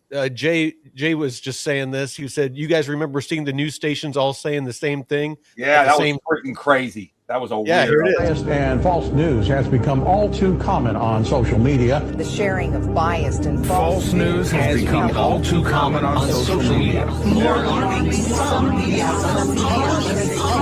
simply aren't true without checking facts first. Unfortunately, some members of the media use their platforms to push their own personal bias and agenda to control exactly what people. Dude. I mean, it's a total fucking. Where did that come from? Who or how, that can't be? No one could argue that's an accident. You know what's crazy? Mike Benz. He's my favorite investigative journalist. He has exposed that stuff. He's done such a great job going through it because it looks like, unfortunately, that is coming from us, man. It is. It's coming from the CIA. Shit, exactly. Sorry, I shouldn't say it out loud, but that's where it's coming from. Like, dude, look, man, I mean, like, how long do we have to pretend like it's not true? They're the best criminals out there, man. Camera goes out and freaking it comes back on and his chair's just spinning. Yeah, dude, you know, I'm at least gonna get a shot off. I'll tell you that right now, okay? Yeah. Give me when I'm dead asleep, which is very possible. But you know, get suicided, you know, shoot yourself twice in the head and hang yourself at the same time or something like that. If I don't die in an epically crazy fashion, you know it was wrong. Like, just if you hear that I died some way crazy, it probably was me. Like I did something stupid, or like if it's something totally moronic, it was me. But if I died like very superficially or odd, probably them. Unless I'm much older, you know. I have nobody in my family has died that did not. I don't want to say self-inflicted, but my mom dying of lung cancer directly related to like 10 packs, like 3 packs a day, right? Like, people only get that. It's not the cancer you get if you just wake up one morning, right? It's smoker's cancer. So yeah, my grandparents all lived, even though they were smokers. So like, I don't have just the die early gene. It's totally sort of a gene, not that we know of. And I've done all those blood tests, all those tests you can do. Are you vaccinated? I don't want to get them, but did you get vaccinated as a kid? Did you get the jab? Yeah, but I was before the current set of vaccines. No, I'm old. We only got 3 vaccines when we went into first grade. So the COVID vaccine. No. Oh, I thought you said when I was a kid. Either. I had the RFK schedule, the one they just reinstated. That's the vaccines I got. So that schedule, man. I got 11. That schedule is a gold mine. A gold mine. That schedule is a gold mine for those pharmaceutical companies because they can't be sued. So if you produce a product, dude, I did a documentary on it. It's coming out in a couple weeks. It's nuts, man. It's so crazy. Like so crazy that they found a way. Vaccine inserts. They didn't even. Vaccines were so unprofitable to them that before the government made them unsuable, they wouldn't touch them. The moment they became no risk, let's pump them out like crazy. Let's go from 12 or 11 to 72. And I didn't touch that. Listen, I got extreme social isolation from my family. You got a couple shots, but nowadays it's insane the amount of shots that they give. And the worst part about it is the efficacy, Mike. The efficacy. Well, and just little, like they're still developing. I mean, their brains are developing, their body's developing, hormones, and you wonder why we have all this mental illness. I think it's the food that we eat and the vaccines that get injected is why we have this spike in autism and mental illness and just all these social issues. A lot it's pretty obvious. Have high heavy metal loads in their bodies. Yeah, I mean, yeah. I'm not an expert on it, so I won't talk too much about it. But that's always been my thing about it. Because, I mean, if you look, at the correlation, it's the more vaccines and the more unhealthy our food gets. It seems like the more fucking nuts everybody gets. Well, because Mike, those shots, they have these adjuvants in them, which Yeah. are mostly aluminum. And it's like, Yeah. okay, who thought that was a good idea to inject? Well, I know that it's a infants preservative. No, you know, it's no. supposed to be a No, no, preservative. no. Well, and it's in such a small amount, don't you know, David, that it's okay. And it's Just a only little to bit it's of only aluminum injected into an infant. That's cool. yeah, it is only to incite the immune system enough to It's only make to it- cause the immune system to type We're, Yeah. we're gonna put this aluminum in you for a minute just to see how it feels, just for a minute. And it's crazy the correlation in time to all of these chronic diseases that didn't exist, man. None of these chronic diseases existed before, like Crisco and vaccines. And so it's like, okay, well, our food is all poisoned, and all infants get forcibly injected with like a ridiculous dose of heavy metals and all sorts of other bullshit as infants. And dude, it would be one thing if you knew for certain that all of these diseases that we're getting vaccinated against were deadly and untreatable. And so you had to get vaccinated because otherwise we were going to have pandemics and epidemics of global proportion all over again. But it's just not the case. All of these diseases are treatable. And like, why the fuck is an infant getting vaccinated for hepatitis B, bro? Like, because they want them to make get sense. hepatitis. Hey, do you guys? They want the are babies you to get hepatitis. That's I know really a the couple answer. of you guys are Fucking old crazy enough. nuts. Matt's definitely old enough, but I like, am. are any of you old enough to where you remember whenever somebody in your circle got chicken pox, the moms would freaking send all of the kids over so that we all got chicken pox? Dude, we wanted them to get chicken. We wanted one dumbass to get chicken pox so we could all go to the chicken pox party. Yeah, was I remember fun. that. I They remember made that. it fun somehow. They wanted to get it. 'Cause the older you get, the worse it is. So they Correct. wanted Oh you yeah, to- no. We did want to get it when we were young because we heard the stories, right? yeah. Once we got it, then we just wanted to be the ones going to the parties, right? Chicken pox, Yeah. the pox parties. We didn't know that pox parties was like actually like a bad, it's like kind of Yeah. historically speaking, not fun, but But like, what's the risk reward though? Like, what's the informed consent? Like, if None. you're going You're a to a baby. doctor and that doctor is getting paid to push those vaccine products on your kid, getting and that paid. doctor is not going to tell you, hey, by the way, this Hep B vaccine that I'm about to inject into your infant, 700,000 for I'm it. getting paid $700 for this shot. $700. Well, dude, What the fuck is that? it's I don't know. I mean, I kind of stopped going to the doctor just because every time I went, the first thing I would tell them when they ask you all those initial questions, like any medications or whatever. I'm like, I do not take medications. I will not take medications. Don't write me a prescription. No liking Just- medication. Yeah, I lived my whole life without them, and I just don't need them, and it never fails. At the end, I'm gonna write you this prescription for this. I was like, I told Always. you I don't take. I will just fill it in case you need it. I'm like, But no, with, I'm not. with vaccines, the doctors weren't just told they'd get paid. If they didn't do it, they were threatened that they would lose their licenses. It wasn't Oh, just dude, I didn't know after the that. doctors are just being given financial incentive. They're being given like deep-seated fear.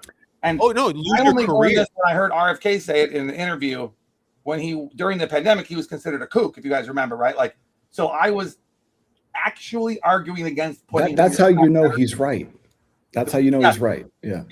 Yeah, my girl made me go, so if you don't like this guy because of what you've read about him, is it possible that like he's the one that's being like smoked? I'm like, oh, you're right.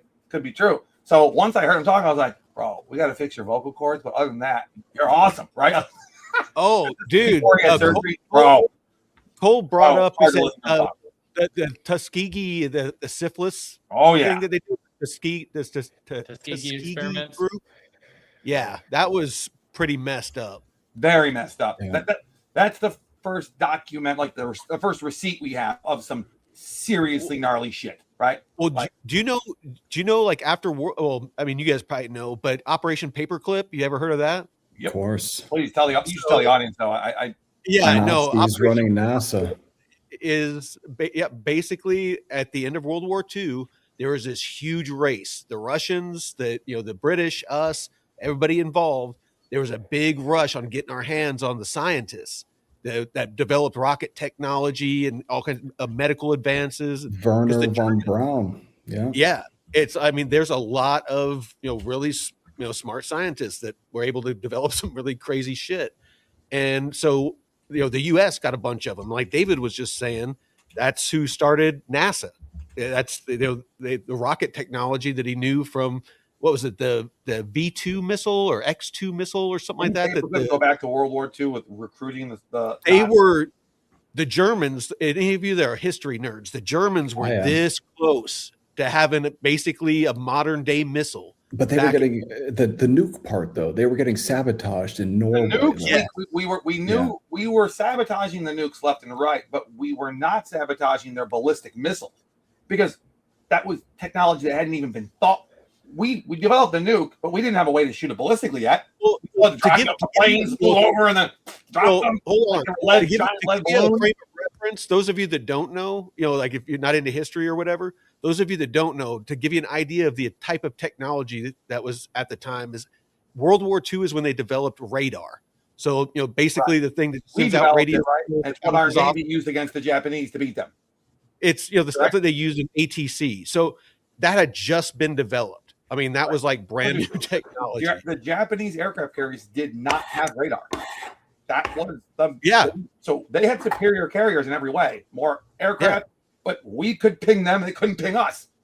So speaking of false flags, do you guys think that we knew about the attack on Pearl Harbor and intentionally allowed it to proceed so that we could destroy Japan? I have heard very compelling arguments to that. Yes. So, but not in the same way, not in the way that we caused it, but that it's possible. No. There was just with modern communication. It may not have been possible to quickly enough in time stop it. But could they have alerted them so that they would have started even a couple hours early to have moved? Yes, I think there was a conscious decision made, probably in the 24 to 40 hours before, right? Right, and what would have been one of those decisions to get the carriers out of the harbor, right? The fact that make sure they're not there. All of our carriers were safe is probably the reason we're not speaking German. Let's be very honest here. Oh, we were winning. We were winning in Europe. So that was December 7th, and it was about to be Omaha Beach, right? A lot more people to Japan. Wouldn't we have sent a lot more people to Asia? Like if we didn't have carriers, we would have had to commit way more of our forces to the Asian theater. That's what my history says. Very easily. If Hitler wasn't getting those vitamin shots, right? Exactly. They would have fucking won, man. Well, dude, no, I'll tell you, that doctor, either knowingly or unknowingly, he's the one that. What was he getting? Cocaine? What was he getting? Meth. No, it's meth. It was. You ever seen the videos of his hands shaking? Yeah. Yeah. No, but that wasn't Parkinson's then. That was just him going crackhead. It made him paranoid as shit. It made Hitler paranoid as shit. That's what it does. He stopped trusting his generals. Right, and power centralized in him. And he was totally smoked at that point, so incapable of making good decisions. But his generals were capable of making good decisions if they had the power to. It was the power structure. Power away. Yeah. It was the power structure that ruined it for the not. Well, I'm not saying ruined it, but that's why they lost. Rommel, they were totally winning. Yeah. Well, Rommel and the other generals. Yeah, no, because they were the ones that were just. I mean, I'm trust me, I'm not. I don't. I'm not saying pro that at all. I'm just saying But this is history. Those generals? I mean, that small country of Germany took over almost all of Europe, North Africa. Small, but it's not big, right? Well, but they took over almost all of freaking Europe. Yeah. They were fighting the Russians on one front, the U.S. That itself, I'll never understand. Germany took on the whole freaking world. Germany, Japan, I guess, and it's like their successes moving through Poland and through France and the Netherlands and just literally steamrolling through with that blitzkrieg. That success was unprecedented, and they should not have. I mean, look. It's a great thing that those 300,000 troops in 300,000 at where was that beach that all those British troops? It was the last of the British expeditionary. They got they all got pinned. What's the name of the beach? What's the name of the beach? But those 300,000, Yeah. No, No, France. in Oh, in France, France. you're talking about Omaha Beach? No. So the First before Blitzkrieg, war. the Blitzkrieg pushed all of it. They took over everything, but there were 300,000 British troops left that were pushed onto a The whole beach. army, basically. Yeah, the rest of the army. Yeah. And Le Mans. that army should have been destroyed. No. Like, Hold on. There were a bunch of blunders Normandy? that are directly attributable, like military blunders, to Hitler. Jay says Normandy. No, that's the end of the war. That was the other side. That was coming from Britain into France. There was the rest of the British Expeditionary Force was stuck, pinned against a beach after getting their fucking ass whooped by the Nazis, and they were able to get they got out on boats. It was citizens, right? It was like an army of citizens with their boats crossing the Channel. Had this idea to send a citizen brigade, right? Here we go. And they extracted the army and saved them to fight another day. Alderney was the one that the Nazis thought they were in, right? Because there were two. So they had to choose which one to go after. 300,000 British expeditionary forces pinned to a beach. No, I just know that basically if he would have kept listening to his generals. I didn't put army in. My bad. I honestly think that we would be speaking German right now. Well, so the reason the Germans didn't kill all 300,000 of these Brits, Dunkirk. Yeah, is because Oh no! I saw a movie about that. Yeah, dude, it's the movie that won the Academy Award that Gary Oldman. Okay. Which is why because of that fat suit, he refuses to wear a fat suit in the show he's in now. So he got fat actually in real life. He's like, I'm only doing this movie. I'm only doing this television series for $100 million a year, literally $100 million a year. If I get to eat as much as I want and be fat, and they're all like, fine, be fat. So he's fat. Literally. Imagine having that type of star power. Imagine having that type of influence where you can demand money like that. That's crazy. Yeah, right. What do you mean? They were begging him. He didn't want to do TV ever. But when they said we'll give you $400 million up front to do 4 seasons, he said, okay, well, sure, let me do TV. Hey, so on back to that topic of false flags, though, I want to see what you guys think about this. So I said, okay, maybe World War II, December 7th, false flag there, maybe not. But I think what was definitely a false flag was 9/11 for sure. That was definitely a false flag because Tower 7 and the Twin Towers, but let's focus on Tower 7. Dude, Tower 7 wasn't hit by a plane. And the explanation for its collapse does not hold up at all. And in fact, the only towers ever, steel frame buildings, to have collapsed as a result of fire are the World Trade Center buildings. And this is from some FEMA, it was a FEMA report that I was looking at, where they examined some of the steel after the collapses of the Trade Center towers. And on the steel were thermate, these pieces of thermate that had not gone off. And there were also these metal little spheres, millions of them, tiny, tiny spheres. The dust, it was from thermate. That's what happens when thermate cuts through all of those pieces of metal all at once. I don't know. I gotta tell you. Hold on, real quick. Thermite's a chemical, and they have it in the military in grenades. And basically, what it is you can pull a pin on it. You can put it on an engine block on a car, and it will melt straight through an engine block. So it's a way to disable vehicles and stuff. But what David's talking about is they found traces of this chemical in the metallurgy, the metallurgical study to find out, why did they collapse, and they found this chemical. And it's called thermite. But it's a certain type of thermite, though. That's called thermate. It's like a special type of thermite, and they use it to demolish buildings. What the fuck is that doing there? I just wanted to make sure that people understood, what you were talking about. Yeah, for sure. So Tower 7 is very super suspicious, and also just think about those guys who purportedly crashed those planes into those buildings. They could barely take off or land a Cessna. There's no fucking way that they would have been able to fly those planes from 30,000 feet down and hit the towers? No fucking way. And also at the Pentagon, dude, like tell me what hit the Pentagon, because for sure it was not a plane. You can't get a plane that low to the And ground. where's the wreckage of the plane? Like there was no wreckage of a plane there at all. And then That's the thing that sticks out. There was no wreckage of a plane in the field either. And like when you look at what the people who were on the ground in that field in Pennsylvania, like the coroners or whatever had to say, they like left immediately because there was no plane crash there. Like there's no wreckage of a plane. Look at the photos and video from then. No, that's the one thing that I took notice on. I mean, did it just evaporate into the ground? That's not what happens. No, it's like there would have been a lot of wreckage. The plane didn't exist, right? Are we? No, not at all. I'm just saying that it doesn't look like a plane crashed in that field to me at all. And then also, it seems as though there were bets made, like a lot of put options, unusual options activity in the stock market, like in the days leading up to 9/11. Thank God they didn't have a market, huh? Fuck, man, on the specific companies that fell the most after 9/11. Like, so it seems as though someone or some group profited from it.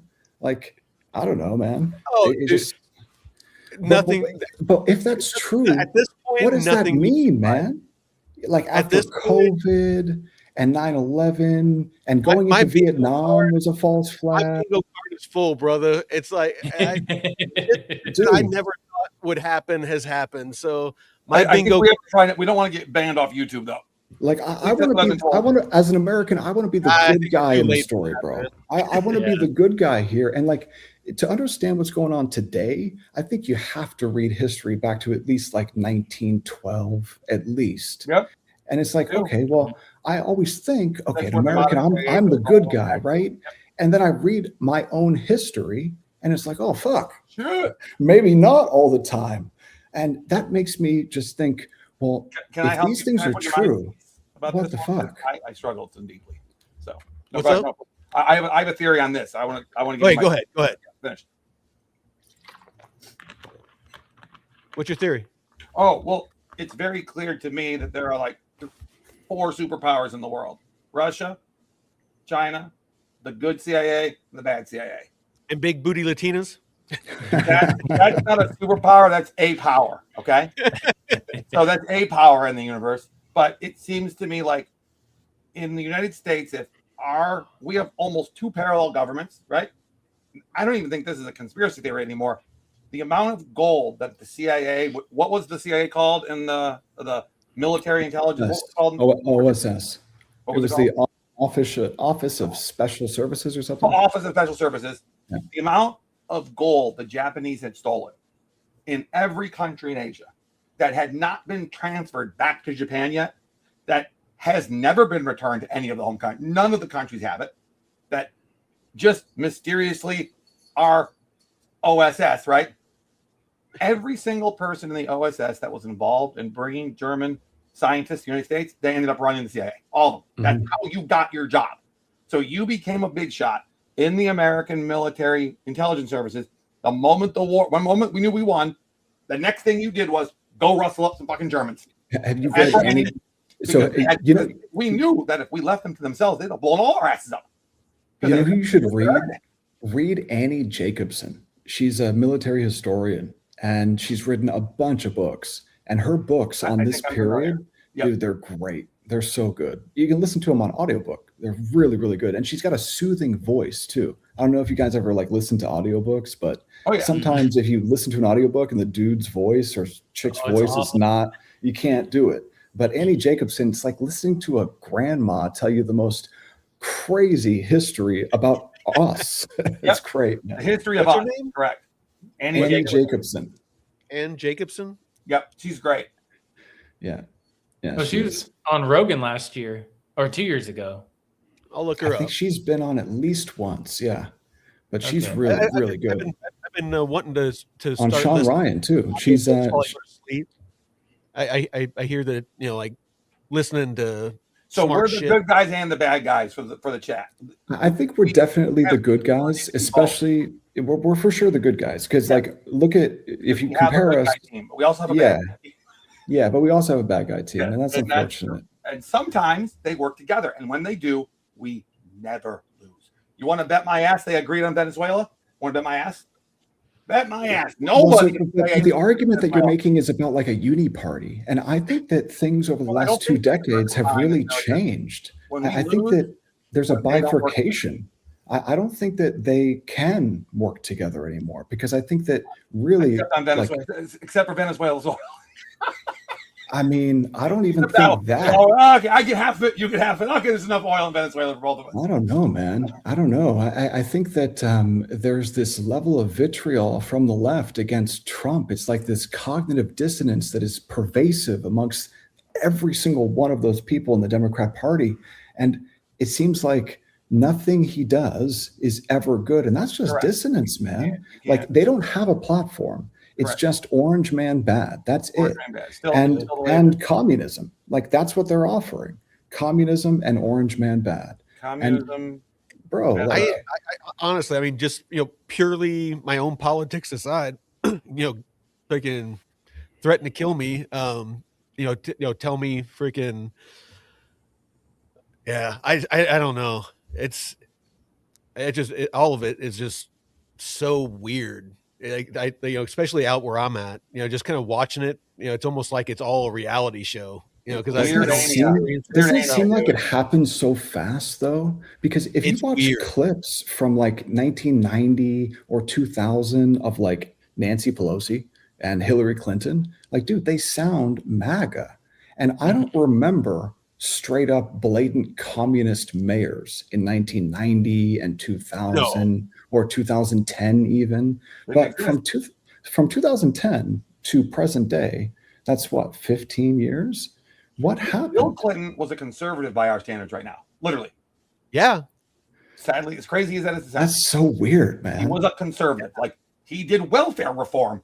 He cut the budget. He balanced. I mean, it's crazy. Yeah.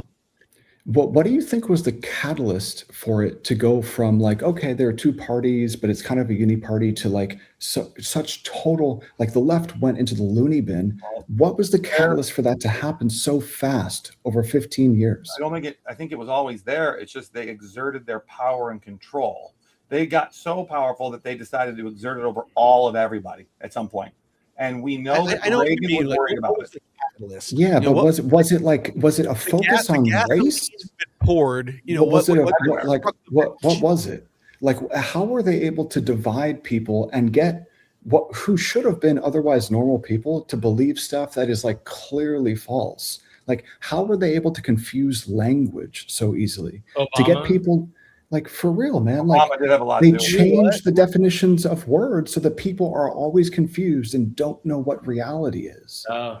Yep. The phones and all screens. That would make sense, actually, because especially screens to the young, screens to Gen Z and millennials. You see what happens? Like the parents that give their kids the tablet, and when the parents take it away, it's like they're on fucking drugs. It's like they have drugs. Yeah, it's like they're going through full withdrawal. Yeah, exactly. That's not healthy. That's not normal. No, that's definitely not normal. No, it's not normal. Man, how does that get fixed? Is that fixable? I don't with how prevalent this is, and I'm not going to pretend like I'm not, obviously, freaking I'm in front of screens all the time. Right. Yeah. I mean, I'm trust me, I'm not getting on a soapbox here, but it's have you noticed, Myke? Does it fuck with your attention span? Because it does mine. It really does, dude. No. Like, it doesn't? Okay. No. Yeah, my screen time must be crazy. Yeah. It messes with you badly. So if you're me, yes. Him, no. He's not ADHD. I am. So there you go. I was when I was a kid, but just through like discipline and focus and just the military. I did it too. Not as well as you did. I get laser focused on things like crypto. Me too. I get hyper-fixated too. Yeah. Right, but I find myself though getting kind of manic and task switching a lot, and having a short attention span. Did you get COVID? Did you get COVID? Oh, me? Oh, yeah, many times. So I got it 3 times, at least 3 times. We didn't get the jab. I never got it. So you're the only one here that wasn't infected. I got vaccinated too. I got I'm the purest of the pure bloods. Oh, shit. Dude, I got so here, bad. let me, dude. So I got that from the shot. So in 2020, in December, I started getting sick, and then by 2021, in January, I tested and I was positive. I actually got sick with the Delta variant. That one actually made me sick for about a week. They tried to kill us with it. So that one actually made me sick, but it was like a flu. Like I'd rather have that than the flu, to be completely honest. I would have anything. Because the flu, I've had the flu a couple of times. It lasts for weeks. So like, yeah, I'd rather have COVID, the Delta, than the flu. But after I got over it, I was working in healthcare, and I thought in 2020 that vaccine meant you can't get it, you can't transmit it, and I thought that would mean we go back to normal. Right? Life can go back to normal. Me too. And so I was so gung-ho to get it that I fucking got it in January of 2021, the Pfizer vaccine. And after I got the second dose of that Pfizer vaccine, I was deathly ill for like a solid 24 hours. Like, dude, it was like the entire Delta COVID experience condensed into one day. Like, I thought I was going to fucking die. It was horrible. Hey, Malik. When I hear something cool, we got more people watching on the arena than we do on X and YouTube. That's crazy. That's amazing. Yeah, but when did you shift?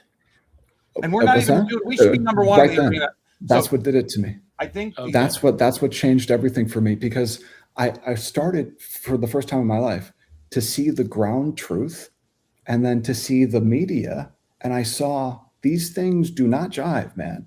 Like what I see and experience on the ground is not what they're telling me. And then I started looking and reading, and I realized, holy fuck, this is all bullshit. And I had like a moment where I was in my boss's office, and it was 2021 at some point, like the height of the lockdown. And he was asking me, so you think CNN and MSNBC and ABC and CBS and all of them are all lying to you? And for the first time in my life, I said, yes, they are. And he was like, no, man, no. But because like we were up until that moment. We just watched that freaking video. I was video. drinking the Kool-Aid, bro. Up until that moment. If you didn't have that video at the time, the amount of pressure that was put on you to comply was just enormous. It was. And in fact, I'll tell you, I actually helped some doctors. I was friends with a bunch of emergency room doctors in Contra Costa at the main health clinic in Martinez. And so part of my job was to talk to these people every day. And I helped them get exemptions because I got myself an exemption. I fucking made it myself, bro. So I actually went to a synagogue, and I went to this fucking synagogue in Walnut Creek, and I spoke to the rabbi, and he brought me into a room, this big room with this big desk. And I told him like, hey, I don't want to get this booster, but my job is telling me if I don't get this booster, I'm going to get fired. I need you to write me an exemption. And he told me, what, are you some type of MAGA Trumper? And I was like, bro, fuck you. And I walked out. And I walked out, and then I just wrote the thing myself. And I told them like, look, bro, I am not getting this booster. If you want to fire me, fine. Booster. And they didn't fire me. They needed me. They didn't fire me, but I refused it. And I had doctor friends of mine who called me to ask me, hey, how did you get a religious exemption? And I just told them like, fuck, man, like just don't take it. Like, you know, so. I was glad I was retired from the military. So you didn't have to deal with that. And I mean, I was retired and I wasn't working. So I was just, I really did feel for people like you though, that, you know, you had to like either take a stand or comply. It was like, bro, look, I'm not taking it. So like, you can fire me, but no. And I had a lot of people who asked me how to do that. And I applaud your conviction, man. Well, I mean, look, I saw so many people in that line of work there. I saw a lot of people with his mouth. Do tiny hat stuff. Oh my God. Yeah. That shit that they do is so weird, man. What the fuck is that? Like I've heard about that, dude. That is, that's fucked up is what it is. But yeah, man, but what happened to us during COVID was what real authoritarianism looks like. And I'm just so worried that if JD Vance doesn't win in 2028, or if the Republicans don't keep the House this year, that shit's going to come back. And I think it's going to come back to California first. And I think the reason it comes back to California first is because of the fiscal deficit here, those massive transfer payments. And so if Trump decides to bring Newsom to heel by cutting off that money, it will kill California, and then the authoritarianism will come back. There will be some type of emergency this or that, and it'll be lockdowns again. And bro, like, I got to get out of Dodge while we still can, you know? Because I've been telling my family forever to get out of California. It's like, I love California, the place, but I cannot do the politics. And the taxes, and for nothing. Yeah. For nothing, you know? And I'm just thinking to myself, like, man, what happened? How did this happen? I don't know. But what I do know is that every single town that I've been at over the last 6-7 months in Northern California, and I've lived in over the last 7 months, I don't know, like 10 different towns, just from Santa Cruz to Ukiah. And in every single one, except for the one that I'm in now, I call it the grocery store test. Go to the grocery stores in the town and just take a look at the people that are there, you know? Yeah. And like, the demographics have changed radically and quickly, such that now I'm the minority in Northern California, a white person. I'm the minority here now, for sure. Like, at least when I go to any supermarket, I am. And it's like, well, what the fuck, man? Like, it makes me think that there's no hope. That's what it makes me think. Because I just don't. At least in this state. And I don't think there can be change, because the way that it's a one-party state, like the incentive structure, it makes it impossible for a Republican to ever get elected. So it makes me think nothing can change. And then the size of the fraud that I'm sure will be uncovered in the coming days, it just makes me think also that everything I've been told about what tax dollars go to do is just a lie. Everything I've been told is a lie. Yeah. And fucking I think that's how a lot of people feel. You know, I think a lot of people out there, left and right, are frustrated. You know, I mean, because it's not like, you know, Trump's not doing it. You know, we talked about at the beginning of the show. You know, he threw $1.5 trillion at the military. It's like, how about we go through things and clean things up before we throw more money at it? You know, there's, you know, all kinds of other government programs that are in the same boat. I mean, the Pentagon hasn't passed an audit in, you know, the past 9 audits. It hasn't passed a single one. And you're going to give them more money? It's like, what the hell? It's almost like they want the system to fail. They want the system to collapse, because no one's this incompetent. That's what frustrates me. You know, our government cannot be this incompetent. They might seem stupid sometimes, but no one's this freaking stupid. If I'm smart enough to understand that, you know, having a balanced budget, you know, spending more than you make or they take, you know, it's simple math. There's only one possible end when you're, you know, printing money to infinity, and, you know, you don't have anything back in the dollar except your military, basically. You know, it's not healthy. So that's my frustration, but that's my closing thoughts. David, what's your closing thoughts? Well, I mean, I'm about to leave California in a couple of days. I'm moving to Miami, and I'm just thinking to myself, like, what's going to happen to California? You know, what's going to happen to this beautiful place? Because all I have to do is spend 5 minutes on X and take a look at scenes from San Francisco or LA or San Diego, and all of the places that I love and I grew up in are falling to shit. And they look like third world countries. Like, dude, Oakland is some scary shit, man. Like, parts of LA are scary as fuck, dude. And that's not what America should be. And that's not what California was even a couple decades ago. And it just makes me think, like, what does the future hold? And where do I want to live? Where are we going to see actual recovery and growth? And I think it's got to be Florida, man, because I think that the governor there, the leadership is doing something right. Obviously, that's where everyone wants to go. That's where the opportunity is.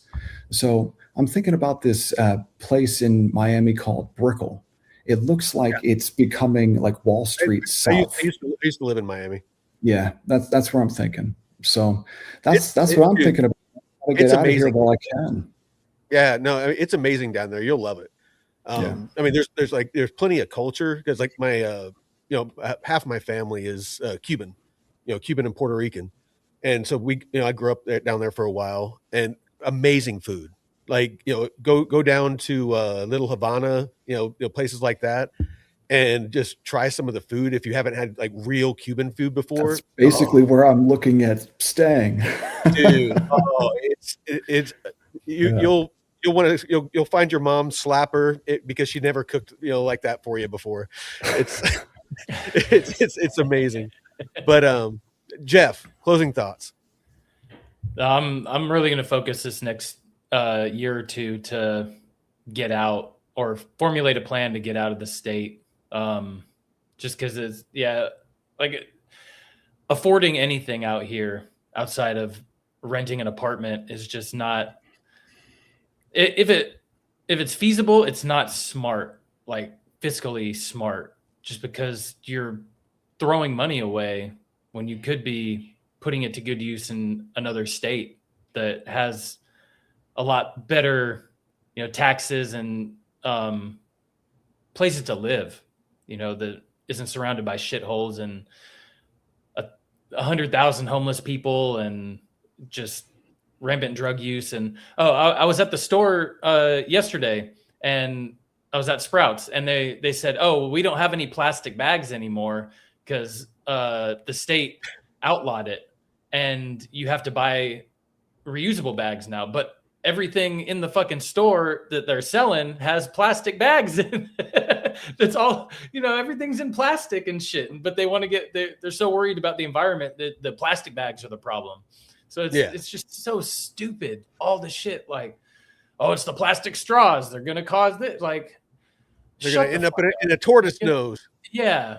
But, now Newsom is signed something about spraying folic acid on shit, which causes neurological issues and is a big fucking health problem. So these people are fucking idiots, sociopaths controlling this place. And I'm like, man, I've been saying we need to like build a crypto colony up here or something like that. Just buy a piece of property and subdivide it into like 1 or 2 acre plots, and freaking just do a little community. We can have chickens and all that stuff, and live and eat healthy, and freaking do crypto and just freaking chill.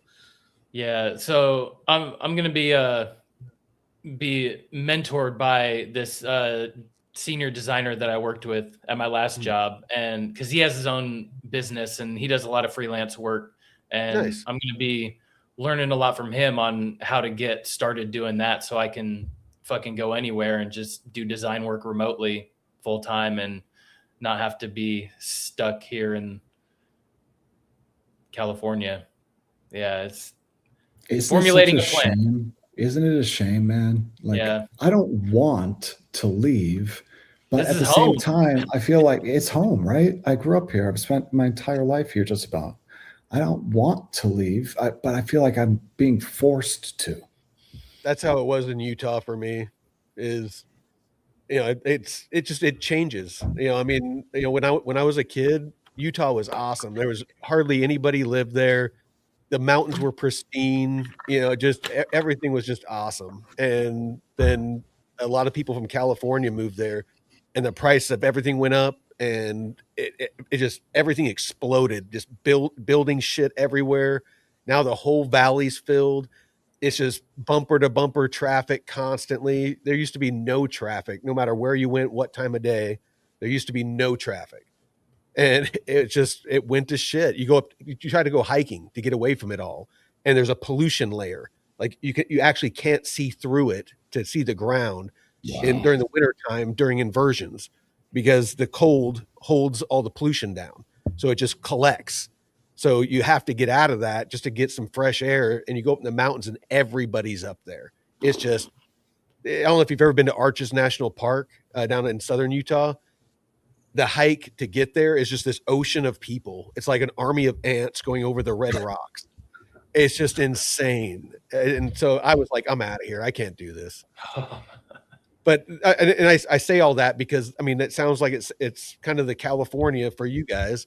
You grew up there. It was awesome. And then it just kind of became this. And you're just like, I love you, but we got to break up. You know, it's like, you know, so. Sucks, All right, man. It's getting late. I know you guys got to go. All righty. That was fun. That was a good dude. call, bro. We should do this on Kick. We should do this What's on that? Kick and Twitch. We should live stream to Kick and Twitch. Let's talk about that this week. Let's do this again next Thursday and not do it on YouTube, because I can tell like I'm only showing 23 people watching on YouTube. So I think that a lot of the stuff that we talked about, I think the AI that's running YouTube, we get censored. Yeah, I think it throttled us. Yeah. But you know what? I want to speak the truth. You know, I want to put stuff out there and let people think for themselves. You know, I like having an open forum where just anything goes. And hey, let's talk about some controversial shit. You know, have some differing opinions, debate it. You know, let the chat have a say in it. You know, just I think that's healthy. You know, but it's you know, unfortunately, you know, computers and AI and the powers that be don't like free Censorship speech. sucks, bro. I hope Britain doesn't lose X. That would be just Yeah. Talking about. Yep. Yeah. So if everybody could, if you're watching on X, if you're watching on YouTube, if you're watching on the arena, if you could, please share this out. I mean, thumbs up, thumbs down, whatever. Be honest. Again, was this entertaining? Was it something that I hope so. you're into? It's entertaining for us, but I'm just kind of curious. I'm always curious, what people out there think about the content that we put out. So yeah, let us know, man.